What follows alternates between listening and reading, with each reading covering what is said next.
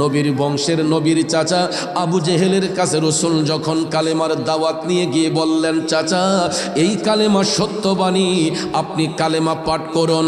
আবু জেহেল রাসূলকে ডাক দিয়া কয়, ভাতিজা তোমার এই কালেমা যে সত্যবাণী, এটার কি ডকুমেন্ট তোমার কাছে আছে? আমার রাসূল মুস্কি হেসে দিয়ে বললেন, চাচা এই কালেমা যে সত্যবাণী, কোন ডকুমেন্ট আপনার প্রয়োজন, কোন প্রমাণটা আপনার প্রয়োজন? আবু জেহেল তখন ডাক দিয়া কয়, আপাতত তুমি যদি আসমানের চন্দ্র দুই টুকরো করে দেখাইতে পারো, তাইলে আমি মনে করব তোমার এই কালেমা সত্যবাণী। এ মৌলভীবাজার কুসুমবাগ এলাকার বাবাজিরা, আপনারা বলুন আমার নবী পারবেন কি পারবেন না? এই জন্য পাকিস্তানের একজন কবি লিখেছেন, আবু জেহেল ने भी कहा चाँद दो टुकड़े करे हैं, वो भी करके दिखाया है, वो नबी हमारा है, वो नबी हमारा है, जिसका कोई सानी नहीं, वो नबी हमारा है, मुस्तफ़ा की अज़मत क्या हद है ना किनारा है। কষ্ট হচ্ছে আমার বাবাজিরা। আবু জেহেল প্রশ্ন করলো, ভাতিজা যদি আসমানের চন্দ্র দুই টুকরো করে দেখাতে পারো, তাইলে বিশ্বাস করব তোমার এই কালেমা সত্যবাণী। মুচকি হেসে দিয়া নবীজি বললেন, চাচা আসমানের চন্দ্র দু টুকরো হলেই কি আপনি কালেমা পড়বেন? আবু জেহেল কয়াকে দেখাও। আমার মদিনার কামলিওয়ালা নবী, মায়ার নবী, দয়ার নবীজি জাবালে আবু কুবাইস পাহাড়ের মধ্যে দাঁড়াইয়া, হাজী সাহেবরা এখন পর্যন্ত মক্কা শরীফ যখন আপনারা হজ করতে যাবেন, আমার রাসূল যেই বাড়িতে শুভাগমন করেছেন তার ঠিক একটু পাশেই গেলে আপনারা দেখবেন যেখানে দাঁড়াইয়া নবী আসমানের চন্দ্র দু টুকরো করেছিলেন, নবীজির পাও মুবারকের ছাপ এখন পর্যন্ত ওই জায়গার মধ্যে স্মৃতিস্বরূপ রয়ে গেছে। বন্ধুরে, আমার নবীজি জাবালে আবু কুবাইস পাহাড়ের মধ্যে দাঁড়াইয়া আঙ্গুল মুবারক ইশারা করে, হাত মুবারক উঠাইয়া আঙ্গুল মুবারক দিয়া চাঁদের দিকে ইশারা করতে দেরি হয়েছে, আসমানের চন্দ্র দু টুকরো হইতে দেরি করে নাই। সয়াতি শাজারু না তাকাল হাজারু শাক্কাল কমারু বিইশারাতিহি আল্লাহু আল্লাহু আল্লাহু আল্লাহ আল্লাহু আল্লাহু আল্লাহু আল্লাহ। একটা জবানও বন্ধ রাখবেন না, চিৎকার মেরে বলি আল্লাহু আকবার। জগতের বন্ধুরা রে,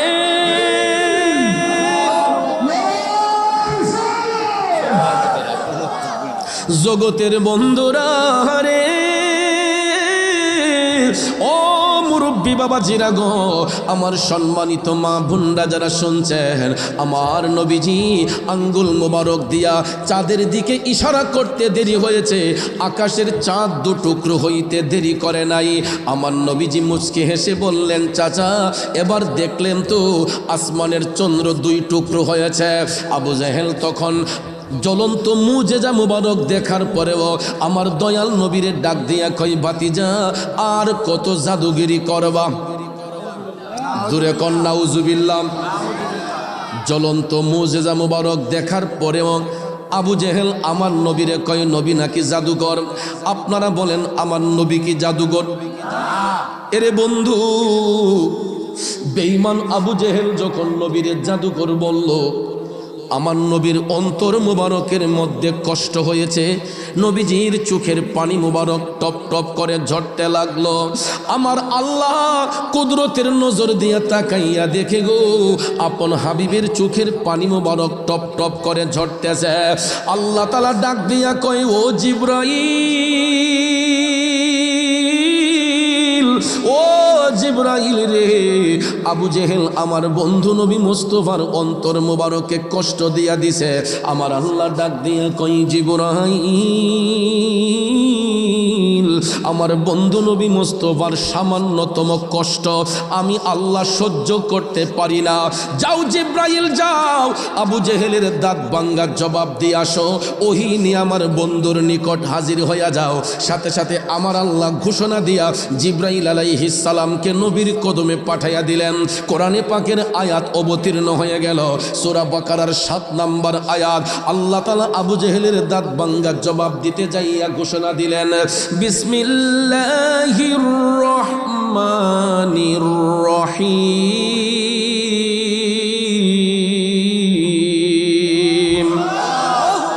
খাতামাল্লাহু আলা কুলুবিহিম ওয়া আলা সামইহিম ওয়া আলা আবসারিহিম গিশাওয়া। উচ্চস্বরে বলুন, ঘোষণাটা কার? আমার আল্লাহ বলতেছেন, খাতাম আল্লাহ, আমি আল্লাহ মোহর মেরে দিয়েছি, শিল মেরে দিয়েছি। এখানে বহু বচন শব্দ পরে আল্লাহ বলেছেন যে একজন নয়, শুধু আবু জেহেল নয়, কিয়ামত পর্যন্ত আবু জেহেল মার্কা যত মুনাফিক থাকবে, এই জন্য আল্লাহ কয় আলা কুলুবিহিম, সমস্ত মুনাফিকদের অন্তরে, ওয়া আলা সামিহিম, তাদের কর্ণসমূহের মধ্যে, ওয়া আলা আবসারিহিম গিশাওয়া, এবং তাদের দৃষ্টিশক্তির মধ্যে। এক কুসুমবাগের বাবাজিরা, আমার আল্লাহ বলেন আবু জেহেল মার্কা মুনাফিক যারা হবে, এদের অন্তরে আল্লাহ মোহর মেরে দিয়েছেন। কারণ এরা সত্য জিনিসটা চোখ দিয়া দেখবে, কান দিয়া শুনবে, এরপরও অন্তর দিয়া স্বীকার করবে না। যেই কারণে আল্লাহ তাআলা ঘোষণা দেন, ওয়ালাহুম আযাবুন আযীম।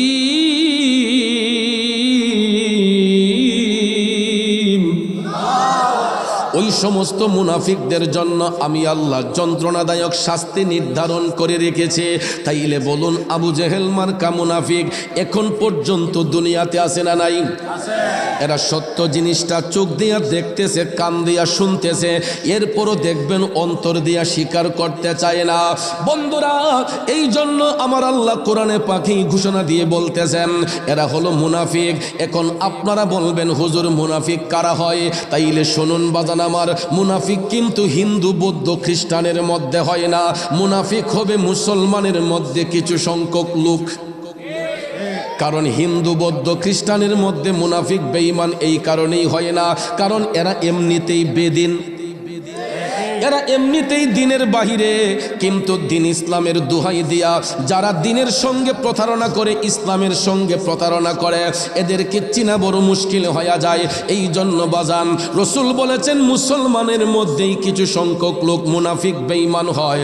যেমন আবু জেহেল আমার নবীকে দেখার পরও নবী চিনে নাই। নবী না চিনার কারণে পরিণামটা ভালো হয়েছে না খারাপ হয়েছে? কথা কোন, ভালো না খারাপ? কেমন খারাপটা?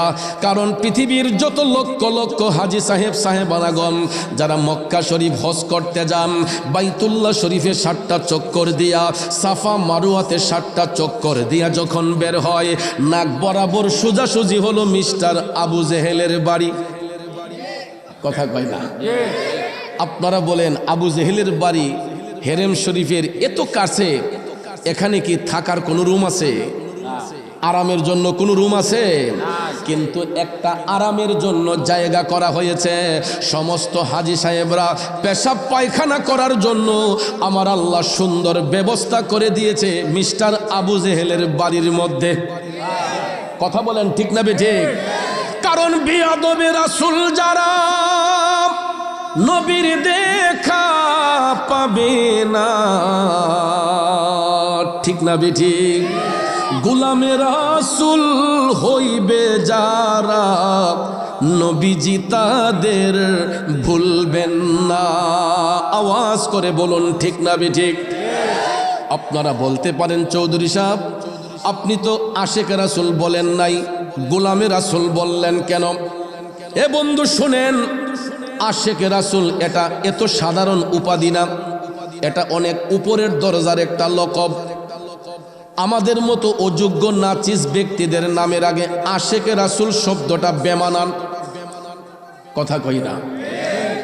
আমাদের মতো অযোগ্য নাচিস ব্যক্তিদের নামের আগে আশেকে রাসূল শব্দটা মানায় না। কারণ বাজান রসুল তো এখন আমাদেরকে গোলাম বলেই স্বীকার করেন নাই। এত চোখের পানি দেই, এত কান্না কান্দি রে, বলুন তো কয়দিন আমার নবীরে ঘুমের ঘরে মেহমান হিসেবে পাইছে? কয়দিন আমার নবীর দেখা পাইলেন? কতদিন কাটাই, রাত কাটাই নবী দেখার জন্য। নবী যদি গোলাম বলেও স্বীকার করতেন, অন্তত একটা রাতেও তো নবী দেখতে পারতাম, ঠিক না বেঠি? কই জন্য আশেক প্রেমিক আরজি দেয়, পলকে জীবন দিয়ে দেব যদি নবী তুমি চাও, কলিজা টুকরা করে দেব যদি নবী তুমি চাও। ও গোয়ারি জি জানাই এই অধমে একবার দেখা দাও, হাবিবি ইয়া রাসূলুল্লাহ, হাবিবি ইয়া হাবিবাল্লাহ, বলো না ইয়া রাসূলুল্লাহ, বলো না ইয়া হাবিবাল্লাহ। কষ্ট হচ্ছে আমার বাবাজিরা, বন্ধুরে। আশেক রাসূল এটা মুখের কথা না, কারণ ডক্টরের ডিগ্রি অর্জন না কইরা নামের আগে যদি কেউ ডক্টর লেখে, এটা কি মানানসই হবে? দেখবেন সবাই ভুয়া ভুয়া কইয়া চিৎকার দিব, কথা কোন ঠিক কিনা? এফআরসিএস না হইয়া যদি নামের আগে কেউ এফআরসিএস লেখে, তাইলে মানুষ কি এটা হাসবে না? হাসবে না? এটা হাস্যকর বিষয়। আশেক রাসূল মুখের কথা না, আশেক রাসূল যিনি হবেন একটা মুস্তাহাব আমলও ছাড়তে পারে না। একজন আশেক রাসূল যদি হয় একটা মুস্তাহাব আমলও ছাড়তে পারবে না। এই জন্য গোলামি করতে করতে একদিন অটোমেটিকলি আশেকের খাতায় নাম উঠে যাবে। কারণ আশেক রাসূল যদি বলতে হয়, আশেক রাসূল ছিলেন আমার নবীর একজন শ্রেষ্ঠ খাদেম, নবীর একজন প্রেমিক, যার নাম হচ্ছে হযরতে ওয়াইস আল কারনী, ঠিক না বেঠিক? জাহিরি চোখ দিয়ে কোনোদিন আমার নবীরে দেখেন নাই, পেস টু পিস কোনোদিন নবীর সঙ্গে সরাসরি সাক্ষাৎ হয় নাই, কিন্তু তিনি নীরবে নিস্তব্ধে আমার নবীকে পাবার জন্য নবীর সঙ্গে তিনি প্রেমের খেলা খেলেছেন। সুবহানাল্লাহ কম। আমরা তো দুনিয়াতে কত রঙের প্রেমের সম্পর্ক করি। নারী পুরুষের প্রেম হয়, বন্ধু বন্ধুর মধ্যে প্রেম হয়। অনেক সময় দেখবেন প্রেমের মধ্যে যদি প্রতারণা হয়, একজন আরেকজনের শত্রু হয়ে যায়, ঠিক কিনা বেঠিক? আমার নবীর সঙ্গে প্রেমের কালেকশন ফিট করলে দুনিয়াতে যেমন সম্মান, কবরে সম্মান, হাসরে সম্মান, মিজানে সম্মান, কথা বলেন ঠিক না বেঠিক? এই জন্য বন্ধুরা আমার বাবাজিরা গো, আশিক রাসূল যদি বলতে হয়, আশিক ছিলেন হযরতে ওয়াইস আল কারনী। এই জন্য কবি বলতেছেন, ও আশিকুন কা ऐसा बने हजरत ওয়াইসুল কারনী বনে, হযরত ওয়াইসুল কারনী বনে, ঠিক কিনা বলেন? উহুদের ময়দানে আমার নবীজি যখন উহুদের যুদ্ধের মধ্যে রাসূল যখন নেতৃত্ব দিচ্ছেন, রোমা পাহাড়ের অপোজিটের পাহাড়টাই হলো উহুদের পাহাড়। বন্ধু, আমার নবী যখন এই যুদ্ধের অংশগ্রহণ করলেন, কাফেরদের পক্ষ থেকে যখন পাথর মারা শুরু হয়ে গেল, হঠাৎ করে একটা পাথর যাইয়া আমার নবীজির দাঁত মোবারকের মধ্যে লেগে গেছে। দাঁত মোবারকে লাইগা নবীজির দন্ত মোবারকটা শাহাদাত বরণ করিয়া টপ টপ করে যখন রক্ত মুবারক ঝরতে লাগলো, বন্ধুরে আমার নবী তখন উহুদ পাহাড়ের পাশে যেখানে গিয়া বসেছিলেন, আজও পর্যন্ত ওই জায়গাতে নবীজির হাত মুবারকের ছাপ আছে, পাও মুবারকের ছাপ আছে। আমি 2017 সালে যখন মদিনা শরীফ গিয়েছিলাম, আমি নিজের চোখে ওই জায়গাটা দেখে এসেছি, কিন্তু বর্তমানে হাজী সাহেবরা দেখার সুযোগ হয় না। কারণ হাজী সাহেবরা সেখানে ভিড় করার কারণে সিমেন্ট দিয়ে ওই দেশের সরকার জায়গাটা বন্ধ করে দিয়েছে, এখানে চতুর্দিকে ব্যারিকেড দেয়া হয়ে গেছে, এই জন্য হাজী সাহেবদের যাওয়া সম্ভব হয় না। কিন্তু আমার নবী যেখানে বসছিলেন, হাত মুবারকের ছাপ, পাও মুবারকের ছাপ এখন পর্যন্ত আছে। বন্ধুরে,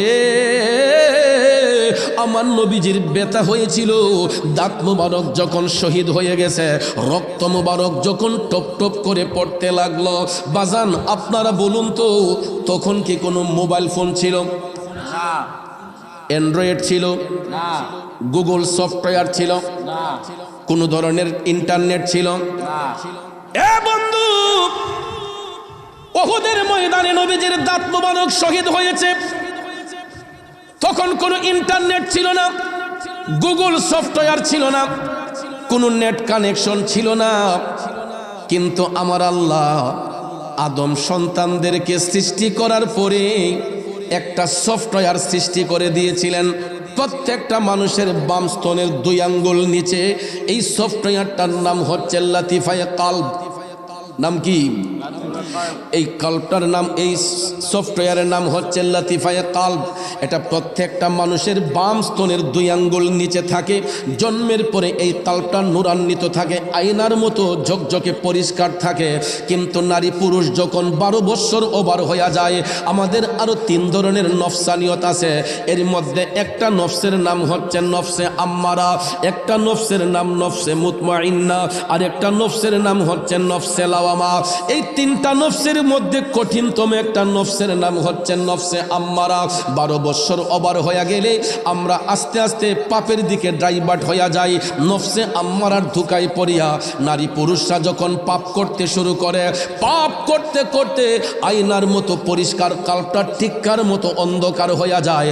আর দিল যখন অন্ধকার হয়ে যায়, তখন আর এই সফটওয়্যারে কোনো কাজ করে না, শুধু জাহিরি চোখ দিয়েই দেখা যায়, অন্তর চোখ দিয়ে আর কিছু দেখা যায় না। কিন্তু ওই কাল্বটা যদি কেউ নূরান্বিত রাখতে পারে, পাপ থেকে মুক্ত থাকতে পারে, অপরাধ থেকে মুক্ত থাকতে পারে, তাইলে এই কাল্বটা নূরান্বিত থাকে বাজান। আর কাল্ব যখন নূরান্বিত হয়ে যায়, বান্দা চোখ বন্ধ করলে শুধু দুনিয়া নয়, আল্লাহর আরশ পর্যন্ত দেখতে পায়। আমার নবীজি উহুদের পাহাড়ে দান্ত মুবারক শাহাদাত বরণ করেছিল। নবীজির দাঁত মুবারক থেকে যখন রক্ত মুবারক ঝরতেছে, কাশফুল কুলুবের মাধ্যমে ইয়ামেন দেশের অন্তরালে নির্জন একটা এলাকার নাম হচ্ছে করণ। এই করণ দেশের নবীর একজন প্রেমের পাগল, যার নাম হচ্ছে হযরতে ওয়াইস আল কারনী। তিনি যখন কাশফুল কুলুবের মাধ্যমে জানতে পারলেন আমার নবীজির দন্ত মুবারক শাহাদাত বরণ করেছে, তিনি কাঁদতে কাঁদতে পেরেশান, অস্থির হয়ে গেলেন। আমার নবীজির না জানি কতটুক ব্যথা লেগেছে রে, নবীজির না জানি কতটুক কষ্ট হয়েছে। এ বন্ধু, একটাবার নিজের ডায়েরিটা হিসাব করে দেখে, এই বয়সে আমি আপনি কয় ফোঁটা নবীর জন্য চোখের জল দিয়েছি। ওয়াইস আল কারনী যখন তিনি জানতে পারলেন আমার নবীজির দন্ত মোবারক শাহাদাত বরণ করেছে, তিনি কাঁদতে কাঁদতে পেরেশান হইয়া ভাবতেছেন যে আমার নবীর ব্যথাটা কি পরিমাণ হয়েছে। এটা অনুভব করার জন্য তিনি প্রথমে নিজের উপরের পাড়ি থেকে একটা দাঁত মোবারক টান দিয়া খুললেন। আল্লাহু আকবার। সাধারণত আমার আপনার দাঁতে যদি ব্যথা হয়, আমার আপনার দাঁতে যদি ব্যথা হয়, একটা দাঁতের চিকিৎসা করার জন্য আমরা ডেন্টালিস্টের কাছে যখন যাই, তখন দেখবেন ডাক্তার সাহেব ইঞ্জেকশন দিয়া জায়গাটারে অচেতন করে। যদি দাঁত খোলার প্রয়োজন হয়, ইঞ্জেকশন দিয়া জায়গাটারে অচেতন করে আমার আপনার দাঁতটা খোলা হয়। যদি স্বাভাবিকভাবে খোলা হইতো, ব্যথা কত প্রকার ও কি কি আমরা বুঝতে পারতাম। ওয়াইস আল কারনী ইঞ্জেকশন দিয়ে অচেতন করে নয়, তিনি স্বজ্ঞানে স্বমস্তিষ্কে উপরের পাড়ি থেকে নিজের একটা দাঁত মুবারক টান দিয়া খুললেন। রক্তটা যখন ফিচকি মেরে বের হয়েছে, ওয়াইস আল কারনী কই, না জানি আমার নবীর কত কষ্ট হয়েছে রে। ভাবতেছেন নবীজির কষ্টটা কি পরিমাণ হয়েছে। তখন তিনি নিচের পাড়ি থেকে আরেকটা দাঁত টান দিয়া খুললেন। কয় না, মনে হয় এটা না, নবীজির ব্যথাটাকে অনুভব করার জন্য নবীজির বিরহ বেদনায় নিজের একটা একটা দাঁতে ধরে টানতে টানতে টানতে গো নিজের 32টা দাঁত মোবারক ওয়াইস আল কারনী আমার নবীর জন্য কুরবান কইরা দিছে। আল্লাহু আকবার। আয়ান पाया नबी को एक दात पर उनको 32 घराना खुल गई इश्क नबी दिल में पैदा करो क्या रसूल खुदा को भूलोगी বন্ধুরা আমার বাবাজিরা চিন্তা করে দেখেন যেই পাগল যেই নবীর আশেক নবীজির একটা দাঁত মোবারকের সংবাদ পাইয়া নিজের 32টা দাঁত মোবারক টেনে টেনে খুলতে পারে ওই আশেকের অন্তরে আমার নবীর ভালোবাসা কি পরিমাণ থাকতে পারে আপনাদের বিবেকের মধ্যে ছেড়ে দিলাম। আসুন এবার সামনে যাই আমার নবী ওই আশেকের জন্য কি হাদিয়া বরাদ্দ করলেন। নবীজি আমার দুনিয়াতে শুভাগমন করার পরে 63 বছর জিন্দেগি কাল মোবারক কাটানোর শেষ প্রান্তে যখন আসলেন সাহাবাই কেরামকে নিয়ে আমার নবীজি প্রতিদিন আসরের নামাজ শেষ করে আসহাবে সুফার মধ্যে বৈশা নবী নুরানি তালিম প্রদান করতেন। আসহাবে সুফা হলো যারা মদিনা শরীফ গিয়েছেন নবীজির রওজা শরীফের ঠিক পিছন সাইডের জায়গাটা রিয়াজুল জান্নাতে যারা নামাজ পড়তে যান এর পিছন দিকে হাতের বাম পাশে দেখবেন একটু উঁচু জায়গা আছে, এটাকে বলা হয় আসহাবে সুফা। আমার রসুল এখানে বৈশা সাহাবাই কেরামকে বিভিন্ন দিক নির্দেশনা দিতেন, তালিম প্রদান করতেন। প্রতিদিনের ন্যায় আমার নবীজি যখন তালিম প্রদান করতেছেন হঠাৎ একদিন মাজলিসের মধ্যে বসা হযরতে উমর ইবনুল খাত্তাব রাদিয়াল্লাহু তাআলা আনহু, হযরতে মাওলানা আলী কাররামাল্লাহু ওয়াজহাহু, অন্যান্য সাহাবায়ে কেরাম মাজলিসের মধ্যে উপস্থিত। আমার নবী যখন তালিম প্রদান করতেছেন হঠাৎ করে হযরতে উমর দেখতেছেন নবীজির শরীর মোবারকের জুব্বা মোবারক খানা নূরে ঝলঝল করতেছে। আরো আস্তে কোন আপনারা বলেন তো পৃথিবীর মধ্যে এর চাইতে দামি পোশাক আর আছে? থাকতে পারে? পৃথিবীর মধ্যে এর চাইতে দামি পোশাক আর নাই, হবেও না। কারণ ভাইয়ের আমার রসুল হচ্ছেন বেনজির বেমিসাল। নবীজির সঙ্গে সৃষ্টির কোনো বস্তুর তুলনা হয়? আমার নবীজির পোশাক মোবারক নূরে ঝলঝল করতেছে। হঠাৎ করে হযরতে উমর তিনি দাঁড়াইয়া নবীর কদমে সালাম দিলেন, আসসালাতু ওয়াসসালামু আলাইকা ইয়া রাসূলুল্লাহ। নবী গো,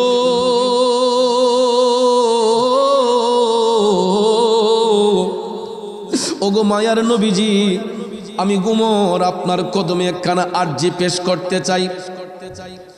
আমার নবী মুস্কি হেসে দিয়ে বললেন, উমর কি আরজি পেশ করবা? হযরতে উমর ডাক দিয়া কই, নবী গো, আপনার জুব্বা মুবারক খানা নূরে ঝলঝল করতেছে। ইয়া রাসূলুল্লাহ, নবী গো, আমি আপনার নুরানি কদম মুবারকে জানতে চাই, যেই দিন আপনার ভেসাল মুবারক হবে, ইন্তিকাল মুবারক হবে, নবী গো, আপনার এই জুব্বা মুবারক খানা আমরা কি করব, কাকে দান করব? নবী গো, এটা নিয়ে তো অনেকেই টানা হেসরা করবে। আপনার নুরানি জুব্বা মুবারক খানা আমরা কি করতে পারি, কাকে দান করব? হযরত উমর ভেবেছিলেন নবীজি হয়তো বলে দিবেন, উমর তুমি নিয়ে নিও। আমার নবী উত্তর করলেন না। হযরতে উমর বসে রইলেন। কিছুক্ষণ পরে মুশকিল কুশা শেরে খোদা মাওলানা আলী তিনিও দাঁড়াইয়া আমার নবীকে সালাম দিলেন, নবী গো, আমি আলীও জানতে চাই, নবী গো, আপনার এই জুব্বা মুবারক খানা কি করব, কাকে দান করব? আমার নবী উত্তর করেন নাই। কিছুক্ষণ পরে দেখা যায় নবীজির চোখের পানি মুবারক টপ টপ করে ঝরতেছে। আমার নবীর চোখের পানি মুবারক দেখা হযরতে উমর রাদিয়াল্লাহু তাআলা আনহু বললেন, নবী গো, ওগো মায়ার নবীজি, আমরা গোলামরা কি কোনো কারণে আপনার অন্তর মুবারকে কষ্ট দিয়েছি? আমার নবী কয়, না রে সাহাবারা, তোমরা আমাকে কখনো কষ্ট দিতে পারো না। হযরতে উমর ডাক দিয়া কয়, নবী গো, তাইলে আপনি কান্না করতেছেন কেন গো নবী? কোনোদিন তো আপনার এই রকম ভাবে কান্না করতে দেখি নাই। আমার নবী বলতেছেন, উমর ও আলী, শোনো, আমি এই মুহূর্তে আমার একটা পাগলার কথা স্মরণ কইরা কান্দি।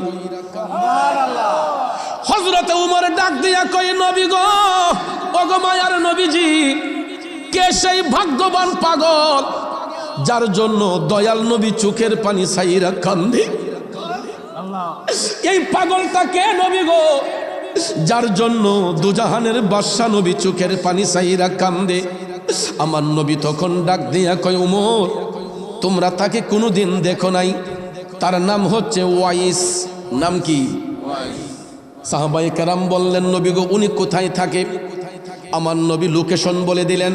ইয়ামেন দেশের অন্তরালে নির্জনে একটা এলাকার নাম করন। এই করন দেশের মধ্যে আমার পাগল ওয়াইস বসবাস করে। রাসূল ডাক দিয়া বললেন, উমর, যেই দিন আমার বেসাল হয়ে যাবে, আমার যেদিন বেসাল হবে, তোমরা আমার এই জুব্বা নিয়ে কেউ টানাটানি করবা না। আমার নবী তখন পরামর্শ দিলেন, উমর, যদি কোনো কারণে তোমার ইয়ামেন দেশে যাওয়া হয়, কোনোদিন যদি সেখানে তোমরা যাইতে পারো, আমার এই জুব্বাখানা সাথে নিয়ে যাইও। আমার পাগল ওয়াইসের সাথে কোনোদিন যদি কোনো জায়গায় তোমাদের সাক্ষাৎ হইয়া যায়, আমি নবীর পক্ষ থেকে তার আগে সালাম দিও, আর আমার গুনাহগার উম্মতের জন্য একটু দোয়া করতে বলিও। আর পরিশেষে আমার পক্ষ থেকে আমার এই ব্যবহৃত জুব্বাখানা আমার পাগল ওয়াইসকে তোমরা হাদিয়া দিয়াইছো। পাইলে নিরালাই গো নবী, পাইলে নিরালাই, পাইলে নিরালাই গো নবী, পাইলে নিরালাই। আমরা দুই কদমে চুমু খাবো, দুই কদমে চুমু খাবো, কদম ধুলি মাখবো গায়। পাইলে নিরালাই গো নবী, পাইলে নিরালাই। কষ্ট হচ্ছে আমার বাবাজিরা, বন্ধুরে, ও কুসুমবাগের বাবাজিরা গো, ও সম্মানিত মা বোনরা যারা বাড়িতে বসে শুনছেন, হযরতে উমর ডাক দিয়ে বলতেছেন, নবী গো, ও গো মায়ের নবীজি, আমরা না হয় ওসিয়ত পালনের জন্য সেখানে গেলাম, কিন্তু নবী গো, ওয়াইস নামে তো আরো অনেক লোক সেখানে থাকতে পারে, আপনার পাগল ওয়াইসকে আমরা চিনব কেমনে? কথা সত্য না মিথ্যা? ইয়া রাসূলুল্লাহ, আমরা না হয় সেখানে গেলাম, তো ওয়াইস নামে তো আরো অনেক লোক সেখানে থাকতে পারে, যেমন ধারক একটা এলাকার নাম, ঠিক কি না? তো এই এলাকায় যদি পূর্ব পাড়ায় একজন আব্দুল করিম থাকে, পশ্চিম পাড়ায় একজন থাকতে পারে না? এলাকা কিন্তু একটাই, কিন্তু একই নামের লোক অনেকেই আছে। সাহাবায়ে কেরাম বললেন, নবী গো, আপনার পাগল ওয়াইসকে আমরা চিনব কেমনে? এখানে চিন্তার বিষয় আছে। ওয়াইস আল কারনির সাথে কিন্তু আমার নবীর সরাসরি কোনোদিন দেখা সাক্ষাৎ হয় নাই, ঠিক না ঠিক? জাহিরিভাবে পেস টু পেস কথা হয় নাই। এমত অবস্থায় সাহাবায়ে কেরাম জানতে চাইলেন, নবী গো, আপনার পাগল ওয়াইসকে আমরা চিনব কেমনে? আমার নবী চিনাতে পারবেন কিনা? এই বিশ্বাস আপনাদের আছে না নাই? আমার নবী ডাক দিয়ে বলতেছেন, উমর, আলী, শোনো, যদি কোনোদিন সেখানে যাওয়া হয় আর ওই নামের যদি কাউকে তোমরা খুঁজে পাও, এত সহজে সে তার নাম পরিচয় বলবে না। দেখেন আমরা কেমন নবীর উম্মত, আমার নবী বলে দিচ্ছেন এত সহজে সে তার নাম পরিচয় বলবে না, কিন্তু তোমরা দেখবা তার ডান হাতটা মুঠ করা থাকবে। কোন হাত? রসুল বলে দিয়েছেন তার ডান হাতটা মুঠ করা থাকবে। যদি হাতের মুঠটা খুলতে পারো, দেখবা তার হাতের মধ্যে সাদা একটা দাগ আছে।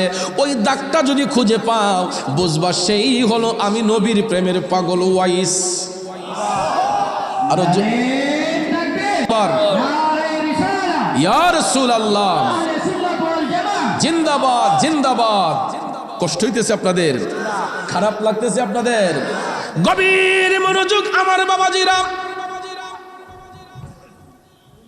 শায়ের চমৎকার ভাষায় লিখেছেন, লোকে আমায় পাগল বলে আমার দুঃখ লাগে না, আমাকে পাগল করেছে আরবের ওই মদিনা। ঠিক কিনা কম? লোকে আমায় পাগল বলে, লোকে আমায় পাগল বলে, তাতে দুঃখ লাগে না। আমাকে পাগল করেছে আরবের ওই মদিনা, আমাকে পাগল করেছে আরবের ওই মদিনা। ঠিক না বেঠে? জগতের বন্ধুরা রে, ও মুরব্বী বাবাজিরা, আমার সম্মানিত মা বোনরা যারা বাড়িতে বসে শুনছেন গো, গভীর মনোযোগ। আমার রসুল যখন এই কথা বলে দিলেন, এই রকম ভাবে যখন রসুল পরিচয় নির্ধারণ করে দিলেন, সাহাবায়ে কেরাম নবীজির কথার উপর বিশ্বাস স্থাপন করলেন। কারণ আমার নবীর কথা সত্য না মিথ্যা? আমার রসুল সত্য নবী, আমার মায়ার নবী সত্য নবী, কথা কোন ঠিক কিনা? কারণ সত্যের দাওয়াতে দিলেন নবীজি, আমরা সত্যের দাওয়াতে দিলে আল্লাহ পাক রাজি। আল্লাহকে রাজি করে সঠিক প্রেমিক হও, নবী তুমি আমার হয়ে যাও। আমি তোমার, তুমি আমার, একবার কথা দাও। আমি তোমার, তুমি আমার, একবার কথা দাও। নবী তুমি আমার হয়ে যাও। ভালোবাসি হৃদয়ের টানে, ঠিক কিনা কম? ও নবী তোমায় ভালোবাসি হৃদয়ের টানে, মন বসে না কোনো কাজে নবী বিহনে। গুনাহগার উম্মত ডাকি একবার ফিরে চাও, গুনাহগার উম্মত ডাকি একবার ফিরে চাও। নবী তুমি আমার হয়ে যাও, নবী তুমি আমার হয়ে যাও। একটা জবানও বন্ধ রাখবেন না, বলুন নবীকে আপন করে পাইতে চাই কে চাই না? নবীর প্রেমিকেরা মনোযোগ, মনোযোগ। আমার রসুল যখন পরিচয় নির্ধারণ করে দিলেন, সাহাবায়ে কেরাম নবীর কথার উপর শ্রদ্ধাশীল হইয়া যার যার মতো করে আপন আপন হুজরাতে চলে গেলেন। আমার নবী হুজরা শরীফে গেলেন। এরপর থেকে দিন যায় রাত যায়, দিন যায় রাত যায়, যাইতে যাইতে যাইতে যাইতে যাইতে গো, হঠাৎ একদিন খবর শোনা যায় আমার দয়াল নবীর বেসাল মুবারক হয়েছে, ইন্তেকাল মুবারক হয়েছে। আল্লাহু আকবার। নবীজির ইন্তেকাল হয়েছে। এখন কি নবীকে মরা বলবেন না জিন্দা? আওয়াজ দিয়ে আসতে আইছে। এখন যদি কেউ প্রশ্ন করে রসুল যদি জিন্দা নবী হয়, জিন্দা নবীর আবার ইন্তেকাল হয় কেমনে? উত্তরটা দিবেন কিভাবে? এ বন্ধু, এই রকম কিছু ইমোশনাল ব্ল্যাকমেল আমাদেরকে করা হয়। এই রকম ভাবে বাতিলরা কিছু কিছু ইমোশনাল কথা বলে আমাদেরকে হঠাৎ করে হেজিটেশনের মধ্যে ফেলে দেয়। ঠিক না বে ঠিক? কি সুন্দর বলবেন আপনার নবী যে জিন্দা নবী কোন, তে জিন্দা নবীর আবার ইন্তেকাল হয় কেন? উত্তরটা দিতে হবে। এই উত্তরটা দেওয়ার জন্য আপনাকে আমাকে মাদ্রাসার বারান্দায় যেতে হবে না। জাস্ট আকল দিয়া, বিবেক দিয়া ওই প্রশ্নকারীকে একটু শুধু বলবেন, ভাই আপনি বলুন তো রসুল কি শিখতে আসছেন নাকি শিখাইতে আসছেন? বলে প্রশ্নকারীকে বলবেন, ভাই আপনি বলেন তো আমার নবী কি শিখতে আসছেন না শিখাইতে আসছেন? আল্লাহ ব্যতীত আমার নবীর কোন শিক্ষক আছে? থাকতে পারে? এ বন্ধু, কেমন শিক্ষক কেমন ছাত্র? আল্লাহ পাকের উপাধি হলো রব্বুল আলামিন, আমার নবীর উপাধি হলো রহমাতাল লিল আলামিন। খুব মনোযোগ। আলাম হচ্ছে এক বচন, এর বহু বচন হচ্ছে আলামিন। আলাম দ্বারা একটা জগৎকে বোঝানো হয়, আর আলামিন দ্বারা আল্লাহর কুল কায়নাতকে বোঝানো হয়। আল্লাহ হচ্ছেন রব্বুল আলামিন, গোটা জাহানের পালন কর্তা। আমার আল্লাহ কই, যেখানে আমি গোটা জাহানের পালন কর্তা সেখানে আমার হাবিব হবে রহমাতাল লিল আলামিন, গোটা জাহানের জন্য রহমত। শুধু কি দুনিয়াতে? আমার নবী দুনিয়াতে রহমত, কবরে রহমত, হাসরে রহমত, মিজানে রহমত, ফুলসিরাতে রহমত। আল্লাহর গোটা সৃষ্টি জগতে যতটা জগৎ সমূহ আছে, যেখানে আল্লাহ রাব্বুল আলামিন সেখানে নবী রহমাতাল লিল আলামিন। এখন আরো চমৎকার কি আলোচনা দেখেন। রাব্বুল আলামিন লিখতে আরবি যতটা অক্ষর লাগে, রহমাতাল লিল আলামিন লিখতে আরবি ততটা অক্ষর লাগে। এ বন্ধু, লা ইলাহা ইল্লাল্লাহ কালেমা লিখতে আরবি যতটা অক্ষর লাগে, একটু প্র্যাকটিক্যালি প্রমাণ নিয়ে দেখবেন। লা ইলাহা ইল্লাল্লাহ কালেমা লিখতে আরবি যতটা অক্ষর লাগে, মুহাম্মদুর রাসূলুল্লাহ লিখতে আরবি ততটা অক্ষর লাগে। বাজানো, মক্কাতুল মুকাররমা লিখতে আরবি যতটা অক্ষর লাগে, মদিনাতুল মুনাওয়ারা লিখতে আরবি ততটা অক্ষর লাগে, মসজিদ লিখতে যতটা অক্ষর লাগে, মাদ্রাসা লিখতে ততটা অক্ষর লাগে। তাইলে নামের সাথে নাম মিলাইয়া আপন হাবিবকে ইজ্জত দিছেন কে? আল্লাহ দিয়েছেন নবীকে সম্মান, তোমারই হিংসাই হবে কি? আল্লাহ দিয়েছেন নবীকে সম্মান, ঠিক না বেঠিক? ওয়ারাফা'না লাকা যিকরাক, আল্লাহ কয় ওগো হাবিব, দুনিয়ার মোল্লা মুন্সি আপনাকে ইজ্জত দিলেই কি না দিলেই কি, ও হাবিব আপনার ইজ্জত আপনার প্রশংসা আমি আল্লাহ বুলন্দ করেছি, ঠিক কিনা বলেন? বন্ধুরা আমার নবীর ইন্তেকাল কেন হলো? একমাত্র আমাদেরকে শিক্ষা দেওয়ার জন্য। কুল্লু নাফসিন যায়িকাতুল মাউত, প্রত্যেক আত্মাকেই মৃত্যুর স্বাদ গ্রহণ করতে হবে। একমাত্র ওই জিনিসটা শিখাইবার জন্য, বুঝাইবার জন্য আমার নবীর ভেসাল হয়েছে, ইন্তেকাল হয়েছে। এখন পার্থক্যটা কোন জায়গায়? পার্থক্যটা হলো, আমি আপনি যখন মারা যাই, মসজিদের মাইকে এলান করা হয় জানাজার নামাজ আছে না নাই? ওই মৃত ব্যক্তিকে জানাজার মাঠে নেওয়া হয়, একজন ইমাম সাহেব পিছনে মুক্তাদি, ইমাম এবং মুক্তাদির অংশগ্রহণে আমি আপনি মারা যাবার পরে জানাজা দিয়ে আমাদেরকে কবরস্থ করা হয়। আমার নবী যদি মরা নবী হইতেন, নবীরও তো জানাজা হওয়ার কথা ছিল।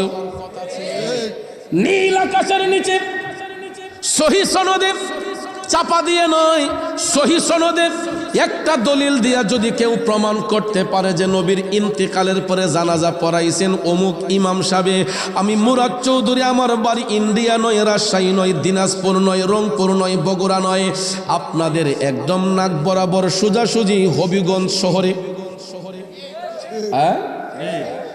এ বন্ধু, 20 লক্ষ টাকার একটা চ্যালেঞ্জ করে গেলাম, যদি কেউ একটা সহি সনদে বলতে পারে যে নবীর ইন্তেকালের পরে জানাজা পড়াইছেন অমুক ইমাম সাহেব, তাকে 20 লক্ষ টাকার চ্যালেঞ্জ।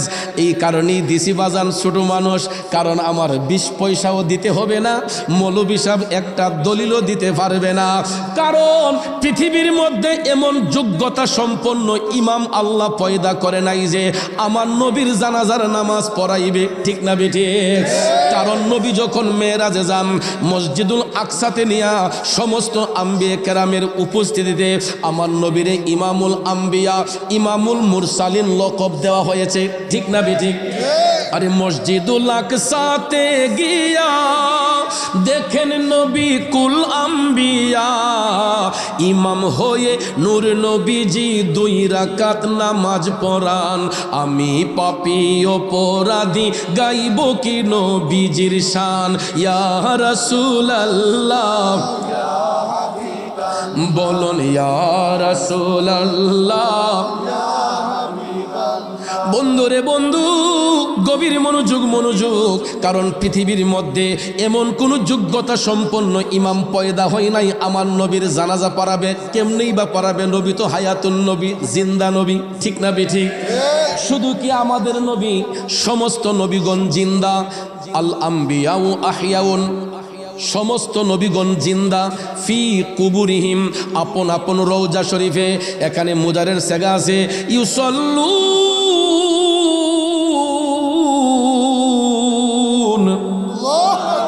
তারা নির্দিষ্ট টাইমে সালাত আদায় করতেছেন, করবেন, করতে থাকিবেন, ঠিক না বেঠিক?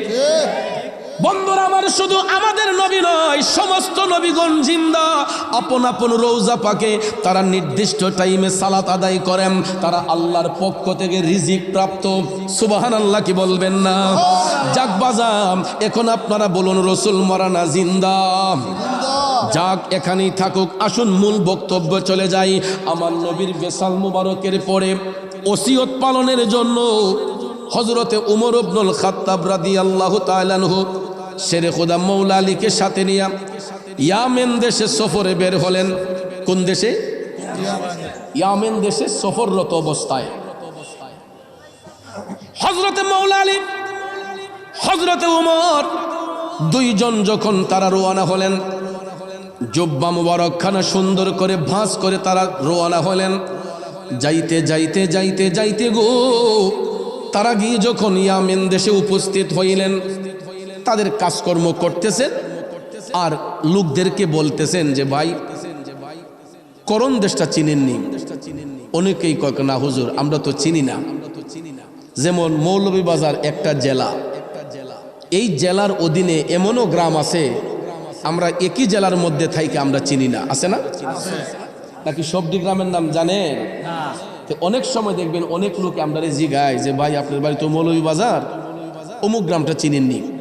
মনে করেন ধারও কই চিনেননি, যদি কেউ না চিনে কব না ভাই আমি তো চিনি না, ঠিক না? প্রতিদিন এই রকম ভাবে খোঁজাখুঁজি করার পরে হঠাৎ একদিন ইয়ামেন দেশে অনেক বড় একটা মাজলিস, যেখানে বিভিন্ন জায়গার লোক সমাগম হয়েছে। হঠাৎ করে হযরতে উমর এই লোক সমাগম দেখে বলতেছেন, আচ্ছা মাজলিসের ভাইয়েরা, এখানে কি করণ দেশের কোনো লোক আছেন? হঠাৎ করে দুই চারজন লোক হাত তুলছে। হুজুর, আমরা বাড়ি করণ, আমরা এখানে আসছি বাণিজ্য করার জন্য, আমরা বাণিজ্য করতে এখানে এসেছি, আমরা ব্যবসা বাণিজ্য করি হুজুর। হযরতে আলী বলতেছেন, আপনারা আমাদের একটু নিকটে আসেন। এরা যখন কাছে আসলো, হযরতে উমর রাদিয়াল্লাহু তাআলা আনহু বলে দিলেন যে ভাই, আপনাদের করণ দেশে ওয়াইস নামে কোনো লোক বাস করে? এরা কয় না হুজুর, এই নামের তো কোনো লোক আমাদের সমাজে বাস করে না। হযরত আলী বললেন, ভাই একটু ভেবে চিনতে বলেন তো, এই নামের কাউকে আপনাদের এলাকায় চিনেন? তখন লোকেরা একটু ভাবতে ভাবতে কয়, হুজুর এই নামের কোনো লোক আমাদের সমাজে বাস করে না, তবে এই নামের একটা পাগলা আছে আমাদের এলাকার মধ্যে হুজুর, সে আমাদের সমাজে বাস করে না, লোকালয়ের অন্তরালে প্রায় সময় দেখি একটা গাইড কান্দে লইয়া নির্জন জঙ্গলার ভিতরে আসা যাওয়া করে, টপ টপ করে চোখের পানি ছেড়ে দিয়া হযরতে উমর রাদিয়াল্লাহু তাআলা আনহু কান্না শুরু করে দিয়া বলতেছেন, করণ দেশের ভাইয়েরা গো, ও করণ দেশের ভাইয়েরা, ওই পাগলটাকে আমাদের দরকার, একটু মেহেরবানি করে ওই পাগলার কাছে আমাদেরকে নিয়ে যাবেননি? করণ দেশের লোকেরা ডাক দিয়ে কয়, হুজুর আমাদের সমাজে এত লোক থাকতে এই পাগলারে আপনি খুঁজেন কেন? আমাদের সমাজে এত লোক থাকতে পাগলারে খুঁজেন কেন? আসলে কথা হলো বাজান, যে যারে চিনে সেই তারে কিনে। কথা বলেন? এরা মৌলভীবাজারের বন্ধুরা, এই ধারক গ্রামের মধ্যে, এই ধারক পাড়াটার মধ্যে গিয়া দেখেন এমনও পাগল আছে আমাদের চোখের সামন দিয়া হাঁটতেছে, আমাদের কাছে তাকে ঘৃণা লাগতেছে, আমরা তারে অবজ্ঞা করি, তুচ্ছ তাচ্ছিল্য করি, আমাদের চোখে হয়তো তাকে নোংরা লাগে, কিন্তু যাইয়া দেখেন ওই পাগলাটাও আমার মৌলা পাকের সঙ্গে প্রেমের কালেকশন ফিট করে রাখছে। কথা বলে? যুবক বন্ধুরা আমার, বাবাজিরা, দুনিয়ার মধ্যে বহু রঙের পাগল আছে। কেউ আছে নারীর পাগল, কেউ আছে টাকার পাগল, কেউ আছে সম্পদের পাগল, কেউ আছে দুনিয়া লুবি পাগল, আবার কেউ আছে আমার মৌলার প্রেমের পাগল, আছে না? যারা সত্যিকারের পাগল, এদের খাবারের কোনো প্রয়োজন মনে করে না, বাসস্থানের কোনো প্রয়োজন মনে করে না, এরা দেখবেন আউলা কেশে পাগল বেশে এরা দুনিয়ার মানুষ থেকে একটু আলাদা হইয়া নির্জনে চলাফেরা করে, আছে না নাই? কিন্তু আমাদের দেশের কিছু লোক দেখবেন আর কিছু পায় না, তো ইউটিউব ফেসবুকে ভিউ বাড়াইবার জন্য ওই পাগলাগুলাকে ডিস্টার্ব করে। কথা বলেন? আচ্ছা বলুন তো, ওই পাগলে কি আমাদের কেল্লায় বাড়ি দিছে? আমাদের কারো ঘরের খাবার চুরি করে আনছে? আমরা কেন এই লোকটাকে ডিস্টার্ব করতেছি? ওই পাগল তো কোনো নারীবাজি করে না, কোনো নোংরামি করে না, সে তার ভাবে সে তার মৌলাকে তাল্লাশ করতেছে। আর আমরা যে লেবাসদারি কিছু মানুষ আছি, এই লেবাসের ভিতরে গিয়ে দেখেন কত ধরনের শয়তানি লুকিয়ে আছে। কথা বলেন? তোমরা পাগলকে পাগল বলো না, সব পাগল পাগল না, কিছু পাগলে মন আছে যারা আল্লাহ নবীর প্রেমে পড়েছে, আল্লাহ নবীর প্রেমে পড়েছে। ঠিক কিনা কম? পাগলকে পাগল বলো না, সব পাগল পাগল না, কিছু পাগলে মোহন আছে যারা আল্লাহ নবীর প্রেমে পড়েছে। খারাপ লাগতেছে ভাইয়েরা। করম দেশের লোকরা কই, হুজুর এত লোক থাকতে পাগলারে খুঁজেন কেন? হযরত উমরের ডাক দিয়ে কই, ওই পাগলাটাকে আমাদের বিশেষ প্রয়োজন, একটু নিয়ে যাবেননি? কই হুজুর আমরা নিয়ে যেতে পারবো, কিন্তু পাগলা তো প্রায় সময় জঙ্গলার ভিতরে থাকে, আমাদের এলাকার কোনো মানুষ জঙ্গলার ভিতরে ঢুকে না কেন? কই হিংস্র প্রাণীর ডরে। আসলে তো কথা ঠিক, জঙ্গলের ভিতরে কি কোনো ভালো জিনিস থাকে? বাঘ সিংহ এই রকম জীবজন্তু থাকে জঙ্গলার ভিতরে। কথা কোন ঠিক না বেঠিক? ভাইয়ারা আমার, বন্ধুরা আমার, ওই দুনিয়ালোভী মানুষগুলা জঙ্গলার ভিতরে ঢোকে না, আর যারা আল্লাহর প্রেমের পাগল হইয়া যায় তাদেরকে জঙ্গলার বাঘেও খায় না। ঠিক কিনা কন? বন্ধুরা আমার, বাবাজিরা, আপনি একটু ভাইবা দেখেন, বাবা শাহজালাল মুজাররদি আমনি রহমাতুল্লাহ আলাইহি যখন তিনি চিল্লা করতেন, যেখানে তিনার রওজা হয়েছে, মাজার শরীফ হয়েছে, এখনো তো নিচ থেকে চাইলে জায়গাটা অনেক উঁচাই দেখা যায়। শাহফরান রহমাতুল্লাহ আলাইহির মাজার শরীফে যান, কতটা সিঁড়ি বাইয়া উঠতে হয়, গিয়া দেখেন তো একটু। আপনারা বলেন, তারা যখন এই জায়গাগুলোতে বৈশাখ মেডিটেশন করেছেন, মোরাকাবা মুশাহাদা করেছেন, কোনো মানুষ কি সেখানে যাইতো? মৌলভীবাজারের জমিনে যিনি তরিকতের মশাল জ্বালিয়ে আরাম করছেন, হজরতে বাবা শাহ মুস্তফা রহমাতুল্লাহ আলাইহি, তিনি যখন এই জায়গাটাতে অবস্থান করেছিলেন, আপনারা বলেন আশেপাশে কোনো ঘরবাড়ি ছিল? নির্জনে আল্লাহর অলিগণ মৌলাকে তাল্লাশ করেছেন। কথা কোন ঠিক না ঠিক? দুনিয়ার মানুষগুলা তাদেরকে খুঁজে বের করেছে, তারা খুঁজতে হয় নাই, তাদেরকে মানুষকে খুঁজে বের করেছে। কথা কোন ঠিক না ঠিক? কারণ তারা আল্লাহর প্রেমে মগ্ন ছিলেন। আর আজকে এই স্বাধীন সোনার বাংলাদেশে দাড়িওয়ালা, টুপিওয়ালা, জুব্বাওয়ালা, কুর্তাওয়ালারা অলিদের মাজার শরীফে হামলা করে, ভাঙচুর করে।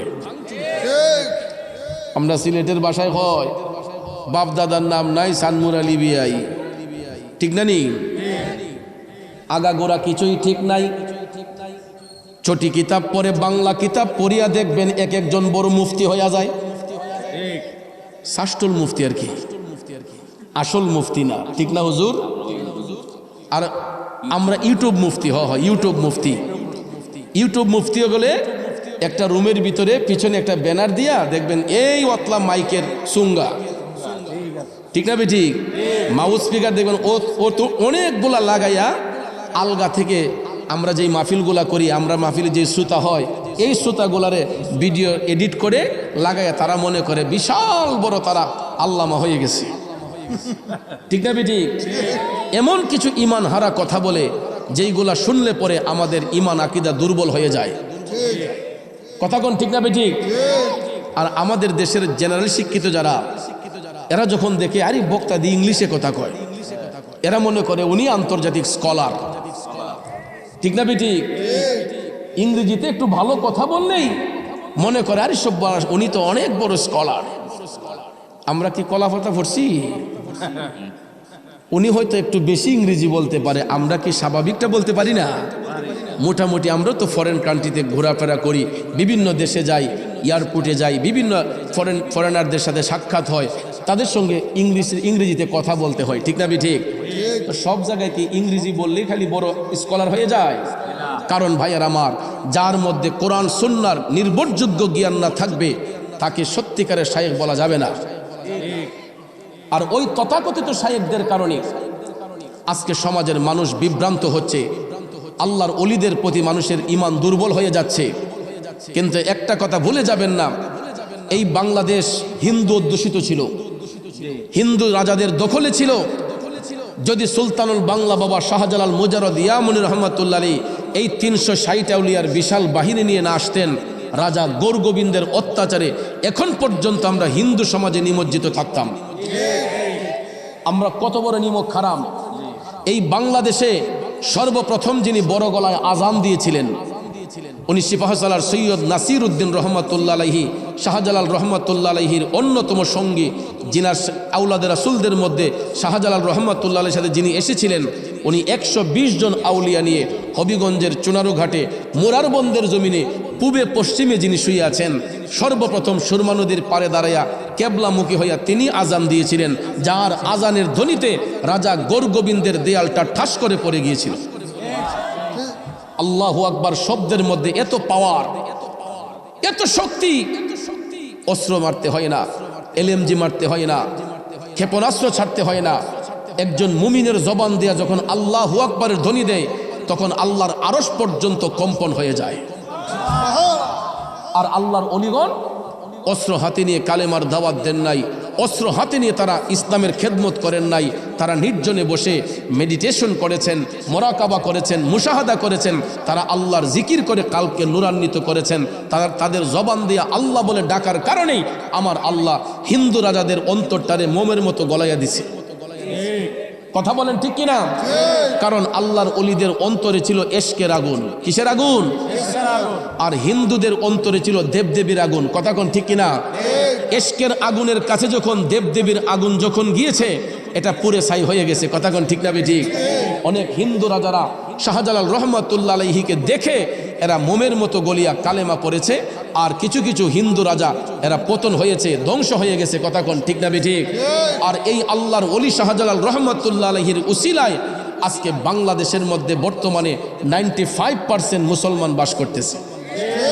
কথা বলেন ঠিক কিনা?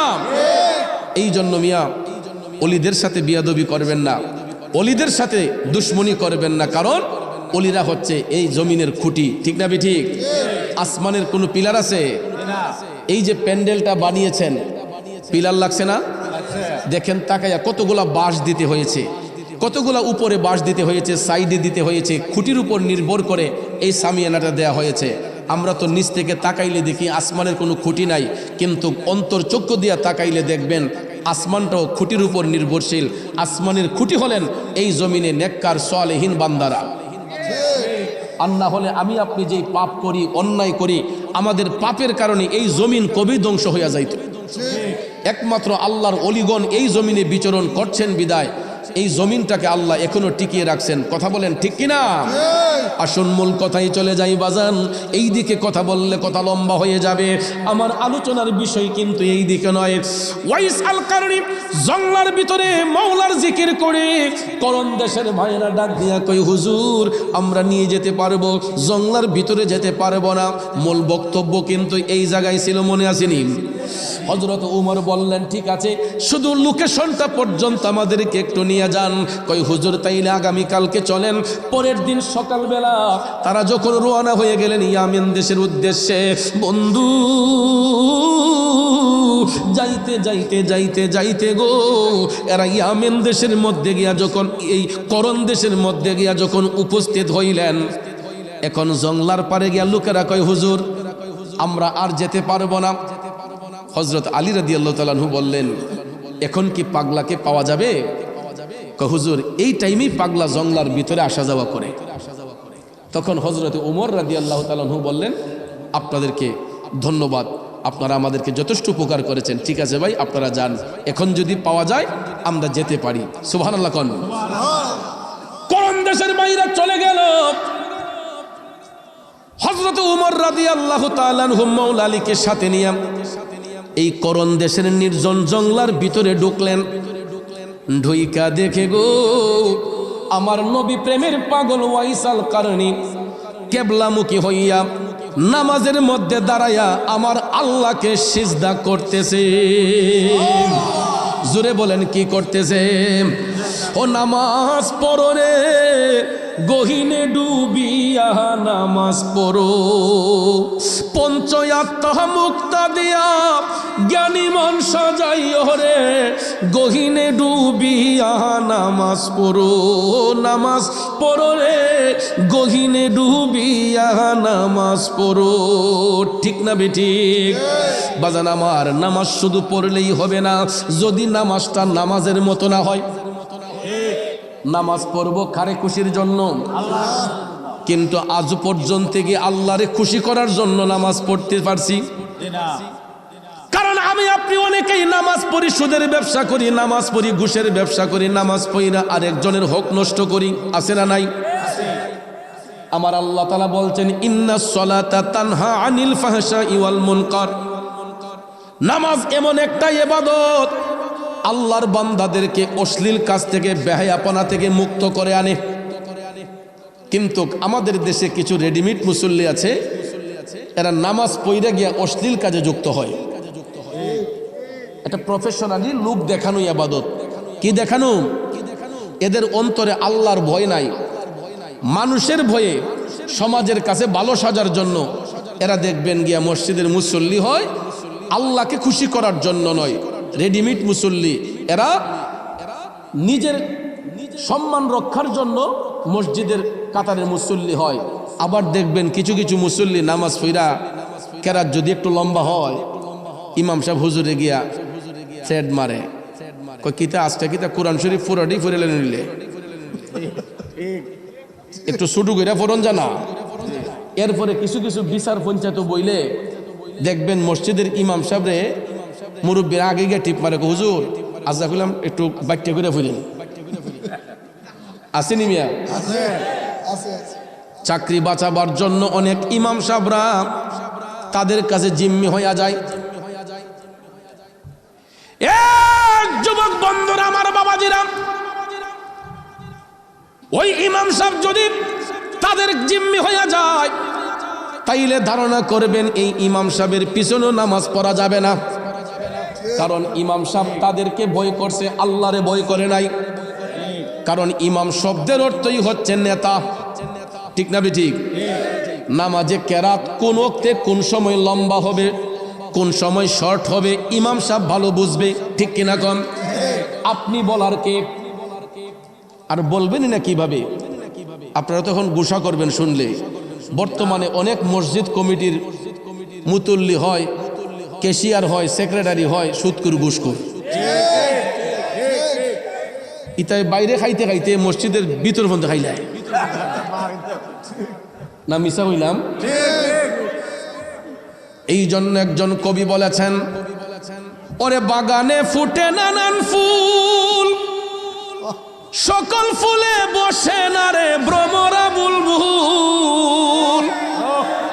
আরে পদ্ম ফুল তুলিতে যাইও, জারমুনির ফুল তুইল না, অজ্ঞানী কি চিন্ত পারে আকবরী সোনা। কষ্ট হইছে বাজান? রাগ করছেন নি বাজান?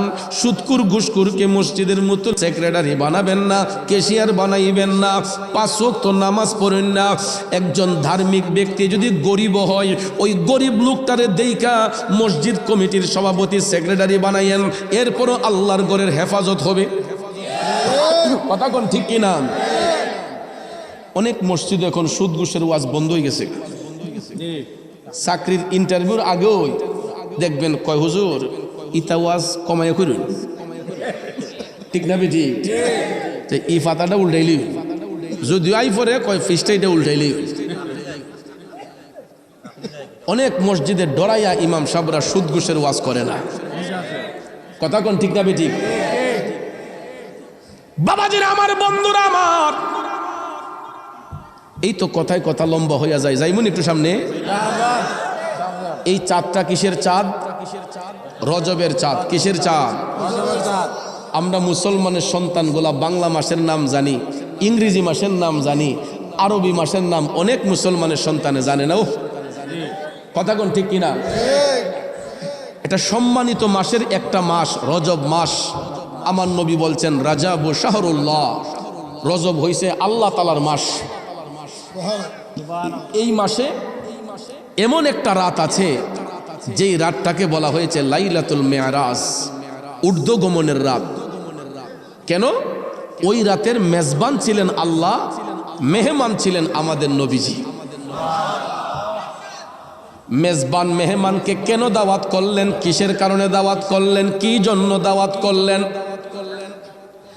আমার আল্লাহর কুদরতি কালামে যত আশ্চর্যান্বিত বিষয় আছে, যেইগুলা সবার ধারণার বাহিরে, সমস্ত নবীগণের ধারণার বাহিরে, ফেরেশতাদের ধারণার বাহিরে, আল্লাহর কুদরতি কালামে যত আশ্চর্যান্বিত বিষয় আছে, সব কিছু আপন হাবিবকে দেখাইবার জন্য, জানাইবার জন্য আমার আল্লাহ রজব মাসের 26 তারিখ দিবাগত রাত 27-এর রজনীতে আপন হাবিবকে ইনভাইট করেছিলেন।